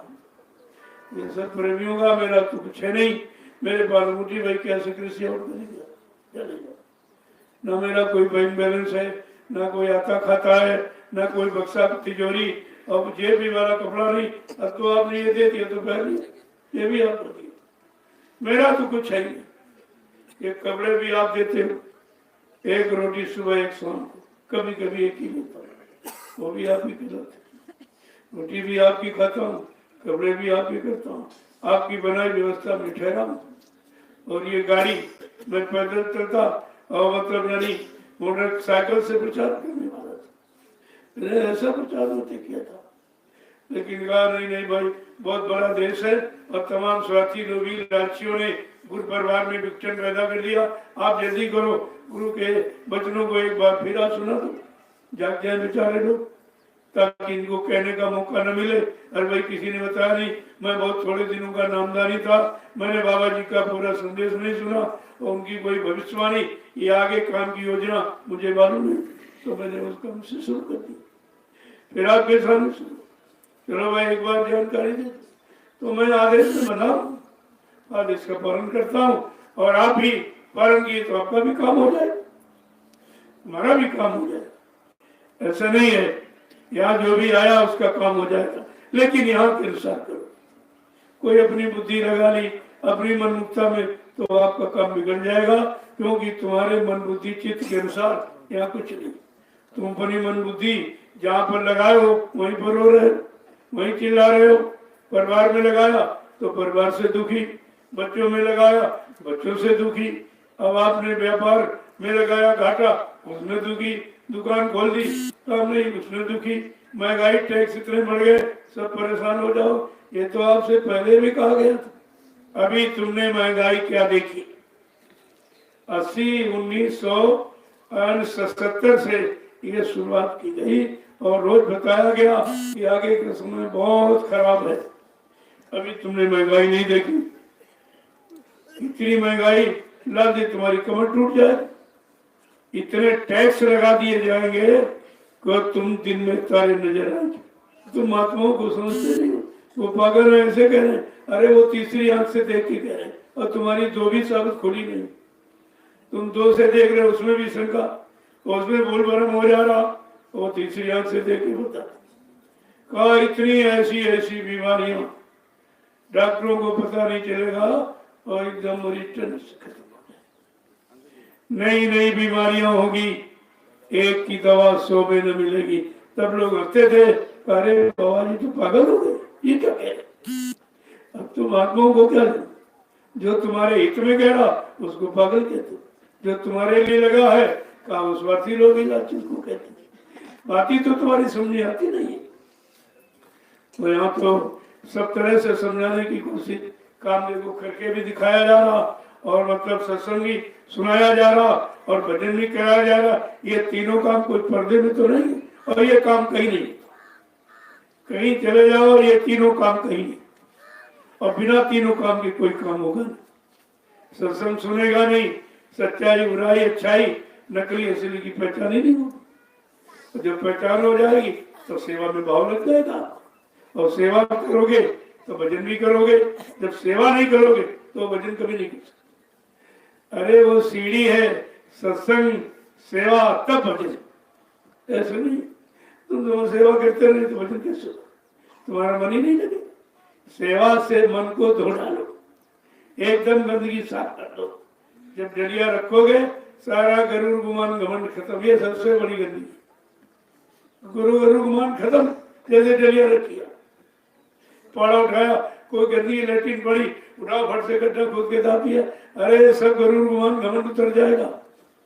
ऐसी गरुड़ गुमान घमंड ये मन कुछ करने ही नहीं देता। अच्छे कपड़े पहन लो तो सेवा नहीं करोगे, कपड़े सेवा गंदा हो जाए, गंदा हो जाए, कपड़ा ही रोक देगा सेवा। तो यहाँ आए हो एकदम सादगी में। मैंने कितनी बार सत्संग में कहा कि तुम बहू बन के मत आओ, बेटी बन के। यहाँ कोई सोना चांदी ये पहनने की जरूरत नहीं। बाद में आप शिकायत करते हो, हमारा ये निकल गया, हमारा वो निकल गया। अरे ये संत मत है। यहाँ किसी को दिखाना नहीं, अपने आप को देखना। दिखाने में तो सब गड़बड़ है, क्योंकि जो देखेगा क्या जरूरी उसके कोई अच्छे भाव हो, पता नहीं किस भाव से देखे। और ये फैशन तुम्हारे मन को खराब करता और देखने वालों के मन को खराब। तुम दो नुकसान कर रहे हो, और इससे लाभ कुछ है नहीं, कुछ मिलने वाला नहीं सिवा नुकसान के नुकसान। सबसे बड़ी फैशन सादगी, सबसे बड़ा फैशन है चरित्र। अगर चरित्र है तो कितने खूबसूरत, उसके आगे सब बनावट और दिखावट सजावट सब बेकार। और आज चरित्र में आग लगा दी गई, और यहाँ चरित्रवानी तुमको बनाया जाता। चरित्रवान जन लो, आगे काम होगा। आगे तो सच्चे ईमानदार चरित्रवानों की जरूरत, और मतलब यानी शाकाहारी सदाचारी ब्रह्मचारियों की जरूरत, जो देश समाज का काम करेंगे। तुम बात ही नहीं समझते, और जब तक ये नहीं होगा तब तक कुछ नहीं। चाहे जितना जोर लगा ले कोई, चाहे जितने भाषण स्पीच प्रवचन कर ले, और चाहे जितने चुनाव कर ले, चाहे गीता भागवत कितनी पढ़ दी जाए, कुछ होने वाला नहीं है। क्योंकि जो होने वाला वो इनको दिखाई नहीं दे रहा, और उसी होने वाले की भूमिका तैयार है हो रही, ये भी नहीं दिखाई देगी लोगों को। अरे जब सड़क किनारे पेड़ लगाया जाए तो कोई नहीं देखता, सब सन्नाटे मारे चले जा रहे, उसकी तरफ कोई देखते नहीं। जब पेड़ कुछ बड़ा हो जाता है और छाया देने के काबिल और फल देने के काबिल, तो दुनिया की नजर उसी पर पड़ती है। ये तो स्वभाव यहाँ का है कि पेड़ लगाना लगाएगा कोई कोई, जो लगाएगा उसको ही सारा फल मिलेगा। फल का मतलब लाभ, लाभ का मतलब सेवा, सेवा का लाभ। जब उस फल को खाने का लाभ नहीं है, जो लगाया वो कहाँ खाता, वो तो बेचारे मर जाते, फल को ही खाता। लेकिन सम्राट मालिक ने क्या कहा कि सतयुग का पेड़ लगाऊंगा और फल खा के जाऊंगा, व्यवस्था बना के जाऊंगा। इतनी बड़ी बात, कितना बड़ा वादा, बाकी बात ही नहीं सुन में लोगों क्या है। और सब बेचारे भ्रमित हो गए, एक नहीं पूरा गुरु परिवार भ्रमित हो गया। अगर ये मौज मालिक की न हुई होती और ये अभियान न चलाया गया होता, तुम सब लोग काल के गाल में खड़े थे। सरकार ने सबको एक बार झकझोर दिया, सबके अंदर भाव चले गए, मर गए, ये हो गए। ये तो शंकर ने सबको एक बार झकझोरा, लेकिन कहा जा पर दया भाई सदगुरु की, वो बच गए, वो बेचारे बच गए और बाकी सब बच गए। और अब इतना बच गए, अभी नहीं निकल पा रहे। अब तो पूरा संदेश सारे विश्व में जा रहा, हिंदुस्तानी नहीं सारा विश्व सुन रहा। और विश्व को लोग इतना प्रभावित हैं, कहते हैं भाई हमारे पास भी आ जाएगा, हम इसका इंग्लिश ट्रांसलेशन करा के अपनी भाषा में इसको सुनेंगे, क्योंकि ये कहीं हो ही नहीं रहा। विदेश तो जानते नहीं बेचारा, विदेशों में तो कुछ नहीं मालूम ये सब क्या है। वहाँ केवल खाना कमाना, बच्चे पैदा करना, खाना कमाना, बच्चे पैदा करना, एकदम पशु जीवन, पशु जैसा। ये तो भारत देश है, ये ऋषियों मुनियों की तपोभूमि है, उनका ये प्रभाव है। तो इसलिए लोगों को वो जागृति हो गई और कुछ समझ में आने लगा और उनका काम बन जाएगा। और उसी पाश्चात्य सभ्यता को यहाँ फैला दिया भारत में। सब पाश्चात्य देशों की नकल, भोजन की नकल, फैशन पहनाने की नकल, बोलचाल की भाषा की नकल, और नकल ने सबकी शकल और अकल सब बिगाड़। इस नकल ने अकल शकल तुम्हारी सब बिगाड़। अरे विश्व गुरु हो भारत देश, जो विश्व का गुरु है, आज वो उनकी नकल कर रहा, भोगियों की, जो विश्व में सारे देश भोग भूमि से नाम, और भारत योग भूमि नाम से जाना जाता। तो ये बात तो अपनी महिमा भूल गए, अपनी गौरव गरिमा भूल गए, अपने ऋषियों की बनाई व्यवस्था भूल गए आप। तभी तो सब परेशान हो रहे, सब परेशान हो रहे। भोगी कभी सुखी नहीं था, भोगी रोगी और रोग दुख का कारण बन जाता। और यहाँ योग की शिक्षा दी, वो खत्म हो गई। अब पढ़ लिख कर आप सब भोगी बन गए, पढ़े लिखने वाला कोई योगी बना, सब भोगी बन। क्या पढ़ाई लिखाई इसीलिए की थी कि भोगी बनकर रोगी बन जाओ और जल्दी मर जाओ? इसी के तरह तरह बीमारियों का भंडार ले लो और बाद में मर के चले जाओ। सारा कमाया वो बीमारी में चला गया, तुम्हें क्या मिला? तो इसलिए कुछ समझने की कोशिश करो, थोड़ा थोड़ा समझ लोगे तुम्हारी बात समझ में।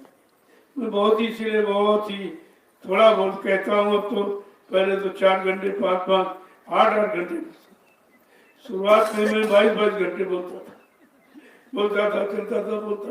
रात भर चलना, दिन भर बोलना, रात भर चलना, दिन भर बोलना। 3 वर्ष से यही स्थिति रही, न खाना न सोना। तब ये यानी गुमराह किया गया ये भूला भटका परिवार, तब ये इकट्ठा हुआ। अरे बहुत मेहनत की वहां, तो उनके पास क्या मेहनत, वो तो पहले का सब गुरु के जगह जीव है, वो वहां इकट्ठे, उन्हीं से वो पैसा वसूल है। बाकी किसी ने एक जीव जगाया? कोई नहीं, एक जीव किसी ने नहीं जगाया, और जगाए वालों को भटका दिया। एक तो लगाया नहीं और किसी को घटा दिया, ये सबसे बड़ा अपराध है। और यहाँ फिर वही धीरे धीरे धीरे धीरे जागरण हो रहा है। तो ये सब समय को निकालने का तरीका है। अगर ये लीला न होती तो ये समय कैसे निकलता, जानकारी कैसी होती, कौन स्वार्थी कौन परमार्थी, कौन गुरु प्रेमी है कौन गुरु आशिक है, तो कौन गुरु के सामान और दौलत और जमीन आश्रम का आशिक है, ये पहचाने के लिए हुआ सब पहचानते। और अभी पहचान नहीं, करने के बाद भी पहचान नहीं, क्योंकि जो स्वार्थ में लिपटा चिपटा है वो पहचान कहाँ कर पा रहा। तो आपको तो पहचान कराई जा रही, आपको सारी जानकारी दी जा रही, और परमार्थ रास्ते चलने का रास्ता देखिए तय किया। कहीं पर सेवा का आधार नहीं, कहीं चले जाओ। सेवा लेने का आधार पैसा दो, सामान दो, ये दो, वो दो। लेकिन ये कोई नहीं करता, ये लो, ये काम बना लो, ये पाप कर्म उतार लो, ये कोई करता है?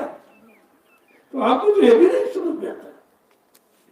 अरे जब दो जगह सामने हैं और दोनों का काम देख के आपको निर्णय लेना चाहिए। कहाँ पर हमारा काम है, कहाँ पर उनका काम। वो अपने काम की बात कर रहे हैं, अपने लाभ लेने की बात, कि तुमको लाभ देने की बात कर रहे हैं। इतने भी तुम्हारी बुद्धि में नहीं आ रहा, अब भी बेचारे फंसे पड़े। जय गुरुदेव, जय गुरुदेव, जय गुरुदेव। नाम किसका? प्रभु का। जय गुरुदेव। नाम किसका? प्रभु का। प्रभु का प्यारा नाम। कल आप सेवा में लग जाओ। मैंने ये समय इसलिए लिया, मतलब शाम को मौका नहीं मिलेगा, क्योंकि इसी समय सेवा ही सत्संग, सेवा ही भजन, ये सोच। तो अभी आप करो और रात में थोड़ा देर तक 9 बजे तक चलेगी। और कितनी जल्दी ये मतलब यानी आपका स्थान पूरा हो जाए तो आश्रम का निर्माण से इसलिए प्रेमियों को सूचना दे देगा। 6 जिलों को मौका कितना बढ़िया। बेचारे दूर दराज बहुत हो तो अच्छा करते, लेकिन बहुत हो समय भी नहीं उनके पास। तो जिनको नजदीकी घर में सब सीतापुर एकदम सो रहा। यही मथुरा का हाल था। मथुरा वाले सब सो रहे, कुछ नहीं कर रहा। और वही सीतापुर वाले जो आए 2-4 स्वार्थ लेके आए, रुके भाग गए, फिर रुके भाग गए। अरे इसी भगने में तुम्हारा समझ चला गया, कुछ नहीं। न उधर मिलेगा न इधर बनेगा, न उधर मिलेगा न इधर बनेगा। समझ लो सारा, इधर कुछ बना नहीं पाओगे और उधर कुछ मिलने वाला नहीं। जहाँ दौड़ रहे हो, ये काम हो जाए, वो काम हो जाए, कुछ नहीं। आम काम कुछ नहीं, नाम की बात सोचो। उधर काम है, इधर नाम है, ये भी तो समझो। उधर धाम है, उधर दाम और इधर धाम, वो दोनों चीजें। इसको आप समझना चाहिए। तो यहाँ आते भी तो भग जाते, तो हमको बड़ी हंसी आती है कि देखो ये हमें बेवकूफ समझता है। कहा सरकार जा रहे, सुबह फिर आ जाएगी, तो हमको आना जाना कब बंद करो? आना जाना बंद कराने के लिए तो यहाँ व्यवस्था की गई। तुम्हारा हमेशा का जन्म जन्मांतर का आना जाना खत्म हो जाए और तुम अभी उसी पड़े हो। वो दोनों पर रखा, इधर भी उधर भी, उधर नहीं मिलेगा, ना उधर बनेगा ना इधर मिलेगा, सब काम खत्म हो जाएगा। तो ये तो हमेशा का नियम रहा है कि दीपक की तरह अंधेरा, दीपक की तरह अंधेरा रहता है। तो इतना सीधा बोल के कुछ नहीं, ये कुछ समझी नहीं पा रहे, इनकी समझ में कुछ नहीं आ रहा ये सब क्या हो रहा है। कितना बड़ा समय का इतिहास बनने जा रहा, उसी इतिहास में हमको पात्र बनाया जा रहा। अरे पात्र में पात्रता भी तो होनी चाहिए, ऐसे पात्र बन जाए।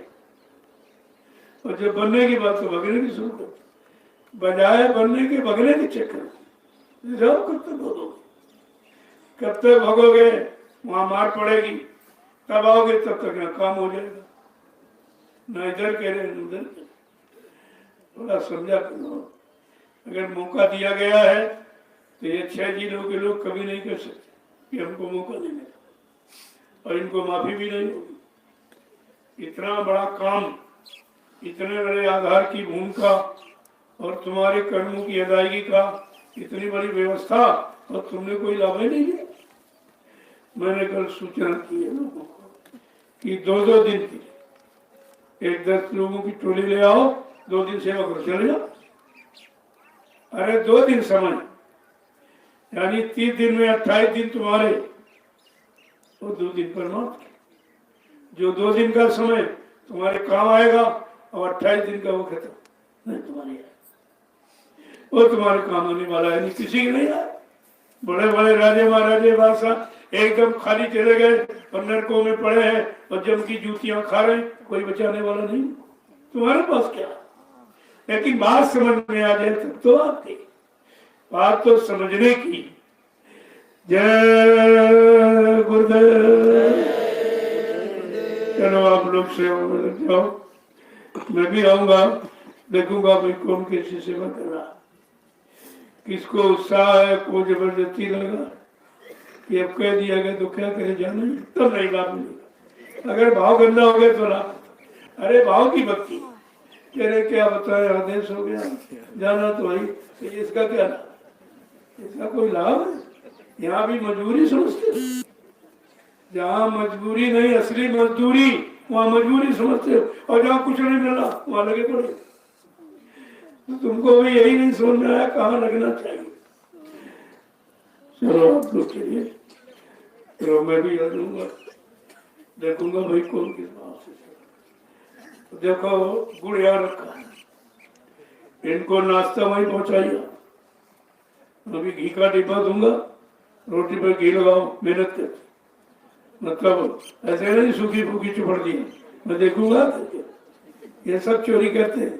अब प्रेमियों को तो कब देते, अपनी मोटे घी लगाते, तो तुम और ला कर कर जा, अरे तुम सूखी खाओ, इनको चुपड़ी ला तो तुमको तब मिलेगा, ये सब उल्टा करते।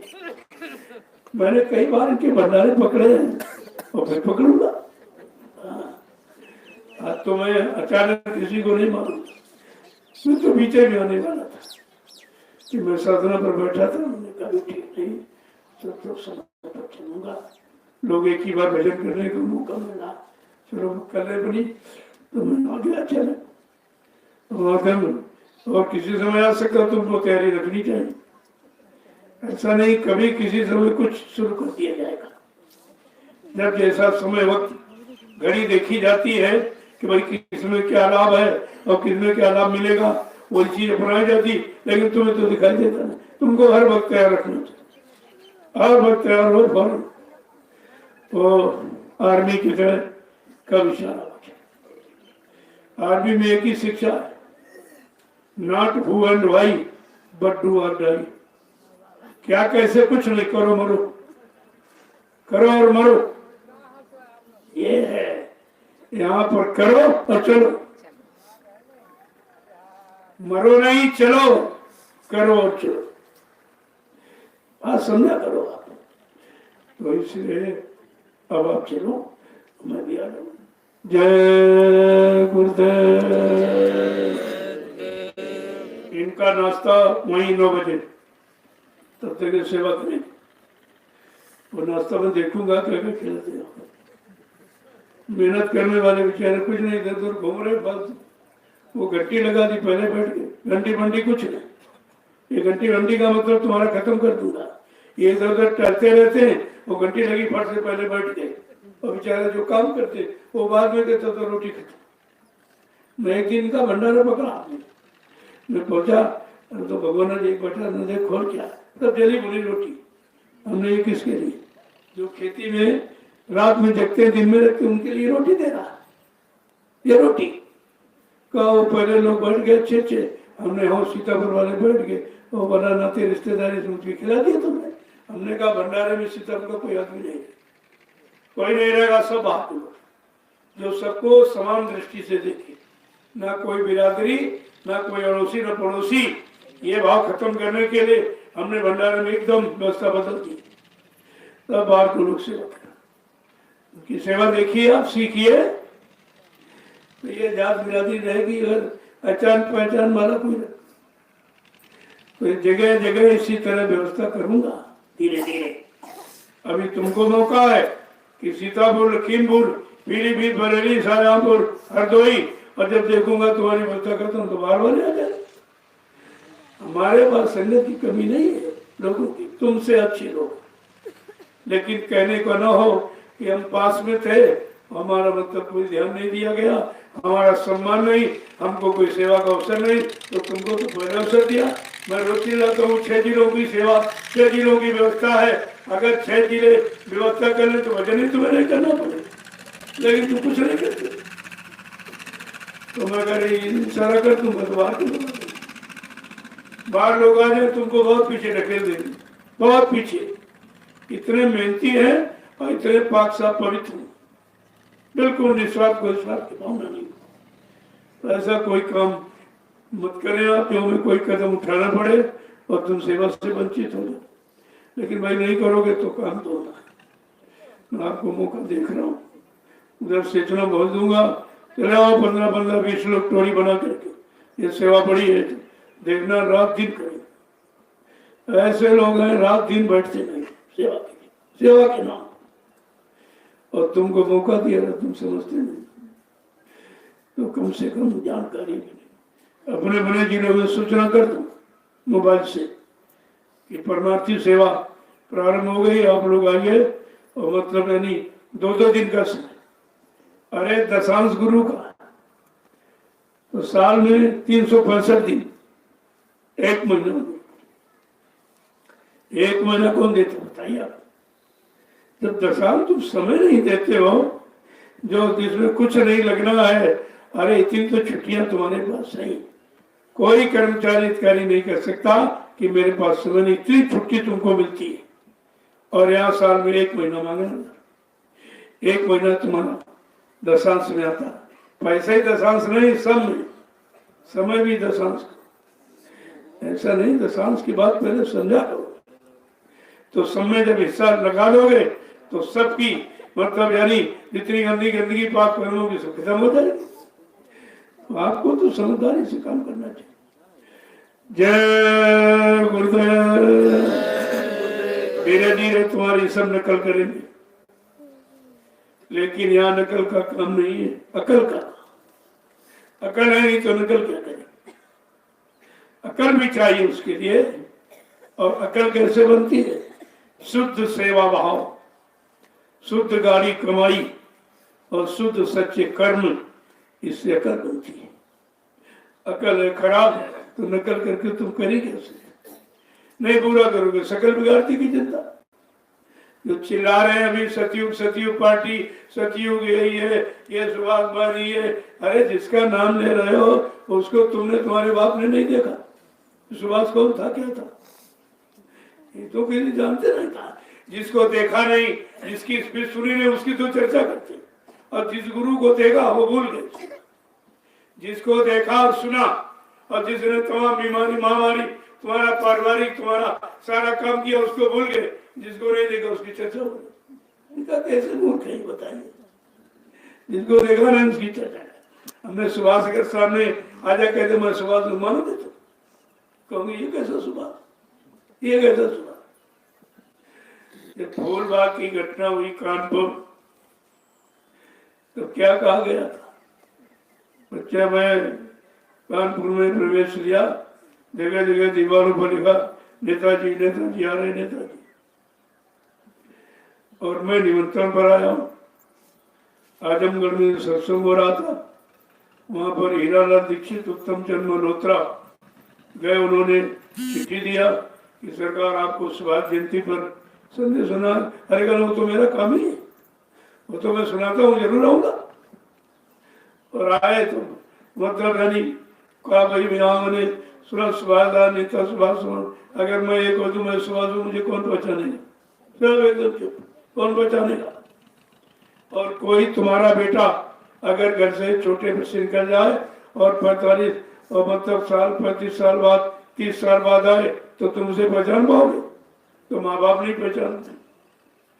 और जिसको निकले, जिसको लीला किए, इतना समय निकल गया, अब तो बुढ़ापे में अकल शकल सब बदल जाती है। और तुम्हारे पास एक फोटो है फौजी वाली, फौजी ड्रेस वाली, और कोई पहचाने उनकी नहीं। अरे कहा सुभाष वो महात्मा है, वो योगी है, वो 10 साल का बन जाएगा, 100 साल का बन सकता, तुम क्या पहचानोगे? कहने का मतलब कोई नहीं, बात मानना मत गया, और नेताजी है ये है वो है, वो कह गए वो कह गए ये कर गए, सब अपनी तरफ से निकाल दिया। जो 45 मिनट बोला गया वो कोई नहीं छाड़ा, किसी ने निकाला।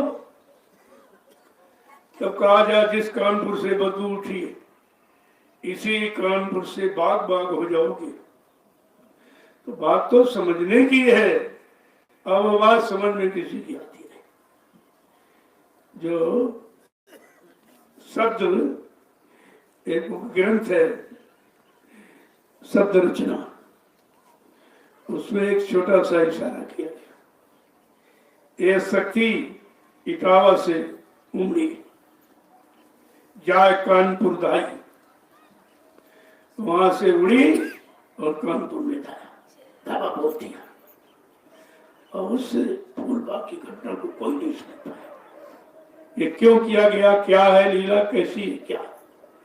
अरे तुम अपने आप को नहीं पहचानते हो, कब क्या तुम्हारे साथ हो जाएगा और कल क्या होने वाला ये भी नहीं जानते हो। जिन बच्चों को पैदा किया, पढ़ाया लिखाया, वो भी नहीं जानते हो कौन बच्चा हमारा क्या बनेगा। कहा तुम महात्माओं को पहचाने क्या? उनको पहचानो? तुम्हारे जैसे हाथ पैर नाक मुंह वाले पहचानोगे? तो यही पहचान है, तुम क्या जानो? इसलिए कहा उनके चक्कर में मत पड़ो, अपना चक्कर मिटाने के लिए जो वो कहें उनकी मानो। तुम्हारा ये चक्कर खत्म हो जाए, आवागमन का जन्म मरण का चक्कर जो खत्म करने आया, तुम उसको चक्कर में पड़ गए लोगों, अपना सब काम आपने खत्म कर दिया। मैं समझ में कुछ नहीं आ रहा। इसलिए अपने आप को समझो, अपने आप को देखो, उनको मत देखो।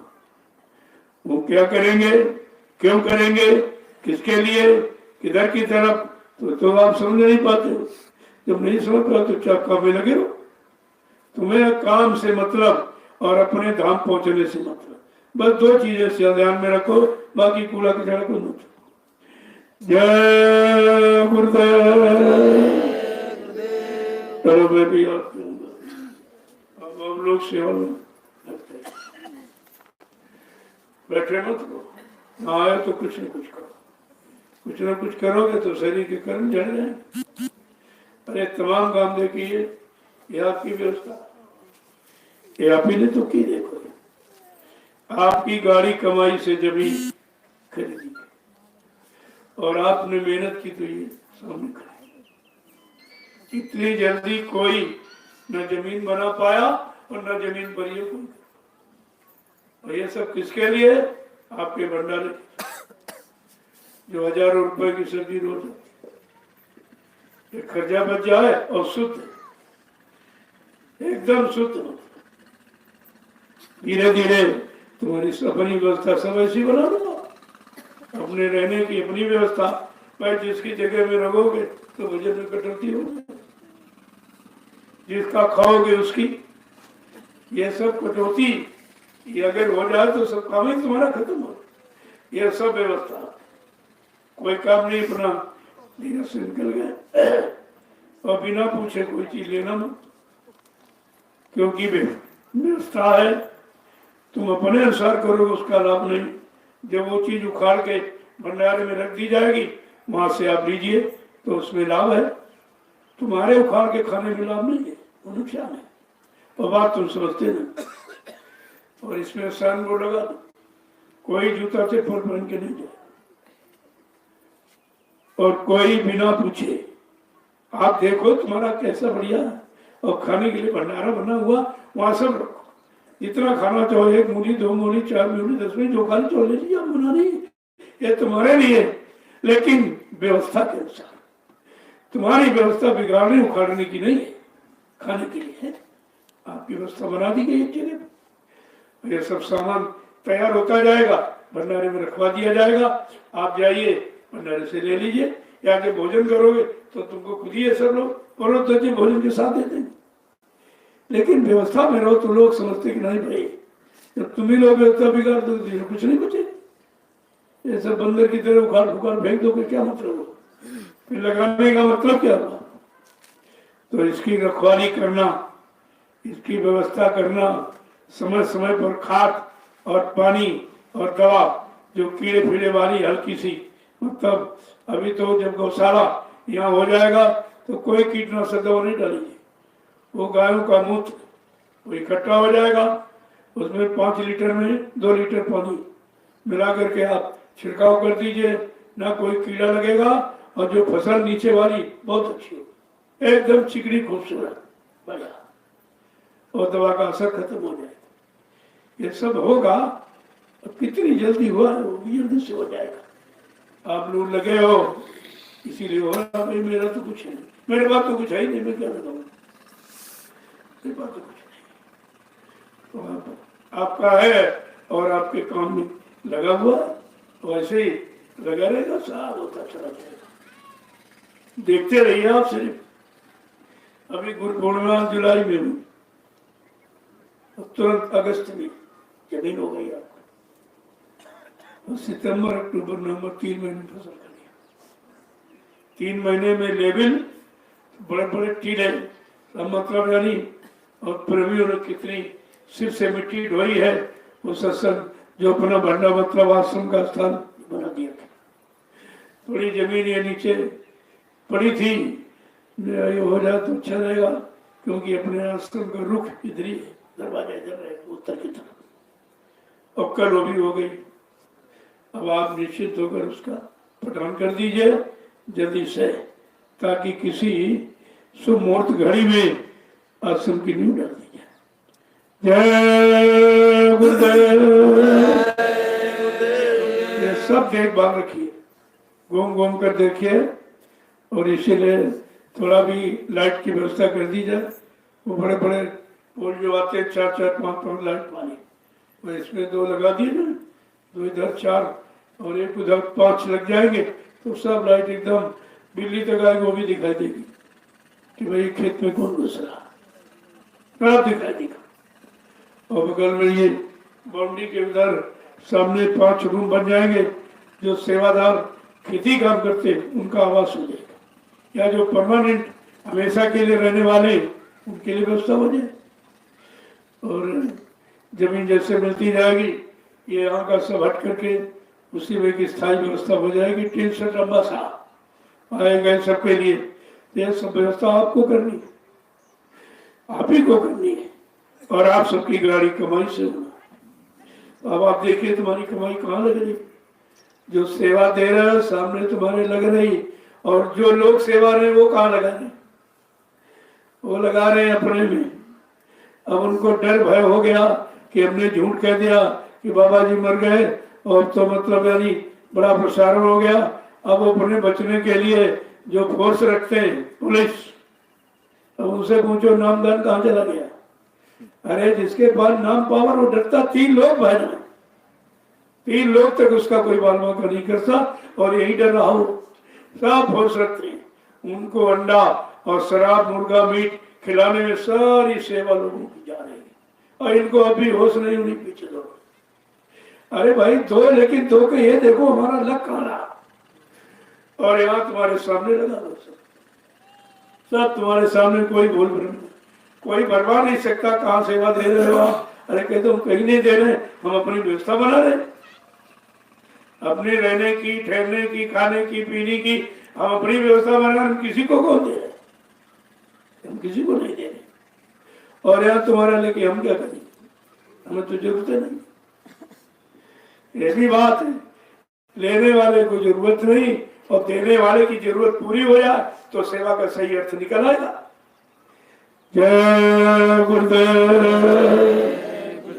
और जो लोग हमारे नौकरी वाले हैं, अगर समय नहीं तो आप जा सकते हैं, उनकी जरूरत है आगे भंडारे का कार्यक्रम, उनके लिए बाकी नहीं कोई जाएगा। बाकी 3-3 दिन का समय पूरा करो, टोलियां आ जाएंगे तो तुम चले जाओ, वो लग जाएंगे, वो 3 दिन इसके बाद और आ जाएंगे, वो चले जाओ। ऐसे तुम घर का भी काम देखते रहोगे, ना इधर नुकसान ना उधर नुकसान। देखिए दोनों लाभ है आपको। इसलिए मैंने बहुत छोटा समय रखा, 3 दिन, 2 दिन 3 दिन आपका समय दे तो चले जाओ, घर का काम का देख लीजिए आप। और जब यहाँ करोगे तो घर में मन ही नहीं लगेगा, क्योंकि ये परिवार कहाँ रखा, ये संगठन, ये प्रेम, ये सादगी कहीं नहीं। यहाँ जमीन पर सोते हैं लोग कितने खुश हैं, तमाम बीमारियां। अरे धरती माँ है, इसी पर पैदा हुए और इसी पर लेटने के लिए दुनिया की व्यवस्था, ये बेटी वो बेटी वो बेटी, ये तो सबसे बड़ा बेटा। भूमि से बढ़कर नहीं आसन कोई संसार में, इससे बढ़ के कोई नहीं है। जब शरीर छूटे तब भी लोग जल्दी करो 4 पैसे उतारो नीचे, जमीन दो इसको, जमीन दो, क्योंकि अगर 4 पैसे मर गया तो कायर माना जाएगा। इसका मतलब कायर लोग 4 पैसे पे लेटते हैं और सूर भी जमीन पे लेटते हैं। तो परिचय मरने के बाद लोग बताते फिर भी नहीं जाते, कहते जल्दी करो, श्वास जो है चारपाई पर नहीं छूटी, निंदर में चला जाएगा। चारपाई में मरने वाला कायर है, जब एक तो तुम सब चारपाई चेक कर लिया। चारपाई तुमने चार में क्या पाया? चारपाई चार में पाया क्या? चार युग, सतयुग और द्वापर त्रेता कलयुग, ये है चारपाई। इसी पर सब लेट रहे, सब मर के जा रहे, लेट मर के जा रहे। ये जमीन है ऋषियों मुनियों की तपोभूमि, इस पर लेटने से तमाम बीमारी चली जाएंगे, तमाम बीमारी चली जाएंगी। इसमें सब भरा है। वो तपस्या करके बेचारे ही छोड़ के क्या करना, क्योंकि तपस्या साथ जाती नहीं, शरीर से की जाती। आत्मा से किया वाला कर्म साथ जाता और शरीर इंद्रियों से किया वाला कर्म यही रह जाता। अब उसका लाभ तुम लोगों को मिल रहा है। अरे भाई करता कोई है, लाभ कोई पाता है, ये तो यहाँ का नियम है। और लाभ आपके सामने देखिए, अभी कहीं चले जाओ, आलू की फसल कहीं तैयार नहीं होता, अभी तो बुआई हो रही, तुम्हारे यहाँ फसल करें। और आखिरी दिसंबर तक ये भंडारे तो शुरू कर दिए, इसको धीरे धीरे शुरू कर दो, मोल लाना बंद कर देना, ये शुरू करो। जो खाली हो जाए उसमें प्याज लगा दो, तुम्हारा आगे प्याज की मिसाल हो जाएगी। ये अभी मैं सोच रहा हूँ कि थोड़ी सी पौध सौंफ की मंगा दो, ये बीच में जो खाली पड़ी जगह पानी वाली, इसमें सौंफ लगा दी, 15 दिन बाद सौंफ आपकी हो जाएगी। और उसके बाद जो थोड़ा सा प्याज है, और बाकी जब 15-20 दिन रह जाएंगे आलू खोदने के पहले, तब इसी में तरबूज और खरबूजा और ककड़ी ये सब आप लगा दीजिए, तो गर्मियों में तैयार हो जाए। जो प्रेमी आएंगे, अब बम्बई वाले, कलकत्ता वाले, और इधर मतलब यानी झारखंड, इधर बिहार, और आपका ये हरिद्वार, और इधर ये नेपाल, सब उनको मिल जाएगा खाने को, क्योंकि सब जगह चीजें होती भी और यहाँ बहुत होगी। यह सब व्यवस्था है, और व्यवस्था आपसे करवानी है। करोगे, सेवा लग गई, लोग खाएंगे, सेवा का लाभ, ये भी तो सेवा।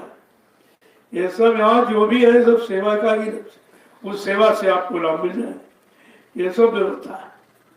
धीरे धीरे जमीन में जाएगी, ये खाली हो जाए, इसमें सब्जी, ये परमानेंट सब्जी फार्म रहेगा, ये खाली रहेगा। इसमें केवल 3 फसल, मक्का, आलू और मूंग, इसके बाद ये भी खाली हो जाएगा। कुरुकुलमा का कार्यक्रम करिए, प्रोग्राम भी होता रहेगा, ये काम भी चलता रहेगा। ऐसी योजना, ऐसी भूमिका, तुमको कुछ लेना नहीं पड़ेगा। अरे जो आप सेवा दे रहे हो तुम्हारी बच जाएगी, या दोगे तो और किसी विकासशील कार्य में लग जाएगी। तमाम ऐसे काम है, धीरे धीरे जमीन हो जाए, जब यहाँ ज्यादा परिवार रहने लगेंगे, छोटा मोटा कोई स्कूल हो जाएगा, तो इन बच्चों की पढ़ाई का इंतजाम होगा। व्यवस्था सब तुम्हारे लिए ही है, और तुम्ही को करनी और तुम्ही से करवानी है। तुम चाहे ऐसे करो, तो पहले समझ लो इसको। जय गुरुदेव। अभी क्षेत्र में सब जान गए कि बाबा जी के अलावा यहाँ जमीन कोई नहीं ले पाएगा, सब समझ गए। क्यों? इतने पैसे कोई देता नहीं, और यहाँ कुछ होता नहीं। 10 साल से ऐसी पड़ी खाली, आप प्रचार हो गया, सब जमीन वो खरीद लेंगे। हमने भाई हम दान लेते नहीं, वो दान लेने वाले अंडा पंडा नहीं है, हम तो खरीदते हैं। पैसा लो, दे दो, पैसा भी मिल जाए और जमीन तुम्हारे अच्छे काम में लग जाए। सबसे बड़ी बात ये, जमीन तो कोई ले लग सकता, लेकिन ये काम कोई नहीं करे जो कर रहा। ये इसकी चिंता, इसकी खबर, इसकी जानकारी किसको है, ये लाभ भी किसको नहीं मालूम, तो सब सूरत हो गया चारों तरफ। अब जितने दलाल उनके अंदर बड़ा जो हो रहा कि क्या होगा, हमने होगा वही जो होना, आगे आने वाले समय जो समय की मांग है वही किया जा रहा। लेकिन तुम समय को नहीं देखते, तुम अपने समय को नहीं जानते हो, कब बुरा समय तो खराब आ जाएगा, तो तुम इसको कैसे जानोगे? बस देखते रहिए क्या हो रहा, क्या हो रहा, जान कुछ नहीं सकते। कितने पढ़े लिखे हो, कितने कुछ, लेकिन यहाँ की भूमिका तुम कुछ नहीं समझ सकते, कुछ नहीं, कोई नहीं समझ पाएगा। किसी के दिमाग में बात है ही नहीं ऐसे। और ये सब हो रहा उसकी दया से, बगैर मालिक की प्रेरणा से कुछ। और जो उसके साथ जुड़ा है उसके साथ सब जुड़ जाएंगे, लेकिन जो उसको साथ नहीं जुड़ा, यहाँ धन दौलत और मान सम्मान में जुड़ा, उसके साथ कोई नहीं जुड़ा। ये जुड़ाव और अलगाव की बात भी समझ लीजिए। जो मालिक से जुड़ा है उससे सब जुड़ जाएंगे, क्योंकि सबको लाभ मिल रहा, सबका काम हो रहा, सबको मौका मिल रहा। यहाँ कोई छोटा बड़ा, कोई जात पात, गरीब अमीर, स्त्री पुरुष का कोई भाव ही नहीं। हम तो सब में एक जीवात्मा देखते हैं और जीवात्मा के काम के लिए सब हो रहा। आप इसको भी समझते रहिए। तो इसलिए अब ये धन्य है भूमि। बेचारे ऋषि मुनि भी कितने लाखों वर्ष से इंतजार कर रही उनकी जीवात्मा। मैंने तपस्या करके भूमि बढ़िया बना दी, वहां सब स्वार्थी लोभी लालची फैल गए सब। मेरा तो तपस्या का मतलब क्या निकला? आज उनकी तपोभूमि पर ये सच्चा कार्य हो रहा, सबके हित का, सबके कल्याण का, सबके लाभ का। यहाँ कोई अपना निजी लाभ ही नहीं। ये भी समझो, उधर देखो स्वार्थ नगरी बसी हुई है। ये परमार्थ का नैमित धाम में सतगुरु धाम की स्थापना होने जा रही है। तब 88,000 ऋषियों की तपोभूमि का लाभ मिलेगा और उनकी आत्माओं को शांति मिलेगी कि आज मेरी तपस्या का फल, मतलब यानी कोई देने वाला आ गया है, चलो मेरी वो तपस्या भी यानी सार्थक हो गई, वो भी सार्थक हो गई। तो छोटा मोटा काम नहीं है तो समझने की क्या हुआ। जो स्वार्थ में डूबे उन्हें तो दिखाई नहीं देता क्या होगा। एक से भी मालूम हुआ बहुत आदमी है, बहुत संख्या। हमने कहा अभी कहाँ, अभी तो एक छोटा सा नजारा गुरु पूर्णिमा का आपको मिला कि सारी नैम इसको घेर लिया प्रेमियों ने, सब पूरी गलियां सब भर गई, यहाँ से लाइन टूटी नहीं थी। जब परिवार का एक दो सदस्य अगर सब आ जाए तो यहाँ जगह मिलेगी।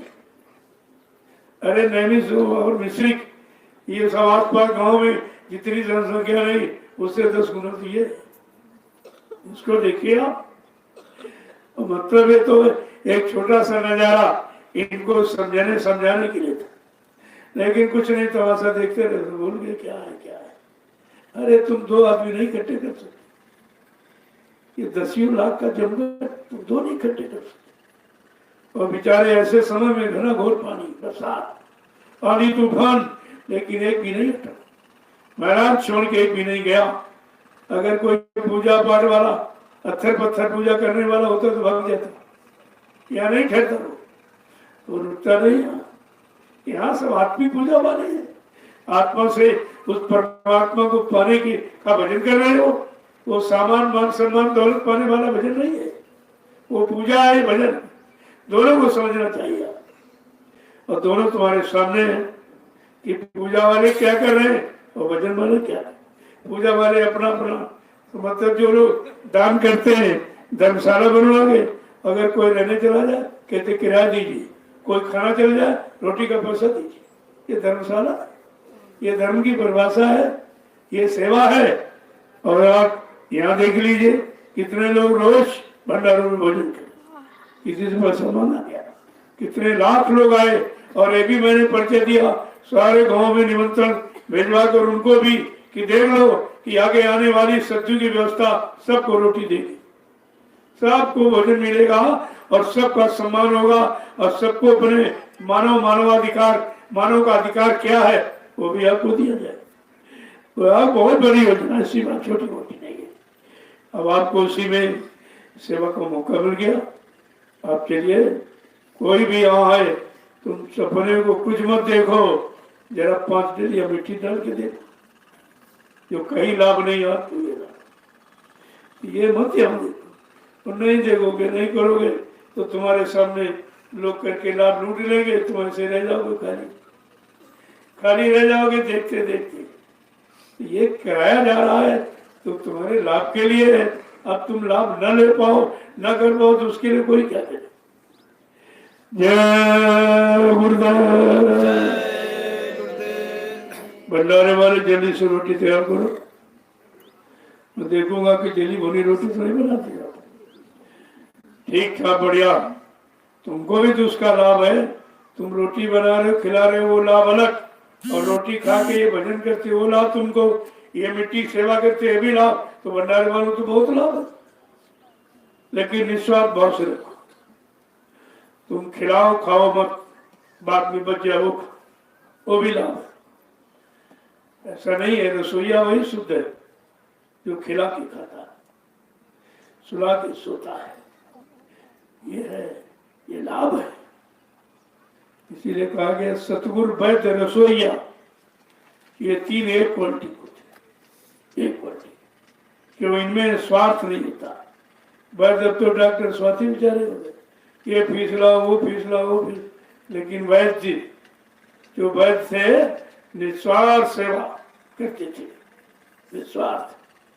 कितना बड़ा लाभ उनको मिलता, कितना यश उनको। आज भी सुखेन वैद्य और धन्वंतरी वैद्य, इनका नाम क्यों लिया जाता? किसी हर्षण सर्जन का कोई लाभ लेता है? कोई लाभ नहीं, कोई नाम नहीं लेता। आए और लूट के रुपया और चले गए, मर गए, खाली चले गए, यहाँ लोगों ने लूट लिया। अरे बच्चे खुश हो गए, चलो अच्छा सारा बेवकूफ था, जिंदगी भर कमाता रहा और लाभ हमको मिला, खाली चला गया। ये सब इसी तरह, यही गधे हैं जो जिंदगी भर सामान ढोते रहते और मर के चले जाते। इन्हें कुछ नहीं मालूम कि जीवन का सच्चा अर्थ क्या है, हमें जीवन किस लिए मिला। जन्म, जीवन और मृत्यु, ये तीनों चीजें सत्य है। जन्म हुआ है तो ये जन्म, ये जीवन कैसे व्यतीत करे, और मौत निश्चित है, और जीवन ऐसा जीवन व्यतीत करो कि मौत में जाने के पहले ये जीवन सार्थक हो जाए, तब तो तुम्हारे जीने जन्म लेने का मतलब है। ये तो कोई कोई जानता है बुद्धिमान, ये सबकी समझ में नहीं की जाती। और सत्संग यही सिखाने आया, जब स्वार्थ से हटोगे परमात्मा लगो, एक ही जगह तो लग सकते हो। अब इस स्वार्थ परमात्मा तुम दोनों पकड़े हो, ये भी हो जाए वो भी हो जाए, कुछ नहीं होगा, न इधर के रहे न उधर के रहे। अरे जिन्होंने आत्मसमर्पित भाव से इसमें भर्ती हुए हैं, उनका कोई काम नहीं बिगड़ता, सब काम यहीं से बैठे हो जाता, यहीं से सेवा में लगे रहे, उधर काम होगा। कहा लोगों ने जब से सेवा में आए हैं, हमने बहुत जगह फार्म डाला, ये किया, हमारा कुछ नहीं हुआ, अब हम सेवा कर रहे हैं, हमारे यहाँ आ गया कागज कि आप नौकरी करा दी। हमने कहा भाई हम नहीं करेंगे, अब तो नौकरी मिल गई। जिस सेवा से वो नौकरी का काम नहीं हो रहा था, घूस रिश्वत से हो गया, अरे तुम जान गए इस सेवा में बहुत बड़ा काम इससे होना, तो हम इस काम में क्यों फंसे, अपना असली काम करेंगे। तो लोगों ने सीख ले ली, ऐसा नहीं जो लोग स्वार्थी काम उनका वो हो गया और बाकी जो उसको छोड़ दिया। चाहिए अरे भाई तब से रात तपस्या करो तो रात बन जाए, राजा बन जाओगे। अगर राजा नहीं बने तो भगवान, तो वो बात आप हो जाए, वो महात्मा हो जाते, उधर चले जाते हैं, इधर रहते नहीं ना, इधर कभी आते। तो बात को जब समझ लोगे तो काम होगा। इससे आपको रात पर धरना लो सब, लेकिन अगर उस पर ठोकर मार दिया तो परमात्मा मिल जाएगा, परमात्मा मिल जाएगा, ऐसा नहीं है। जय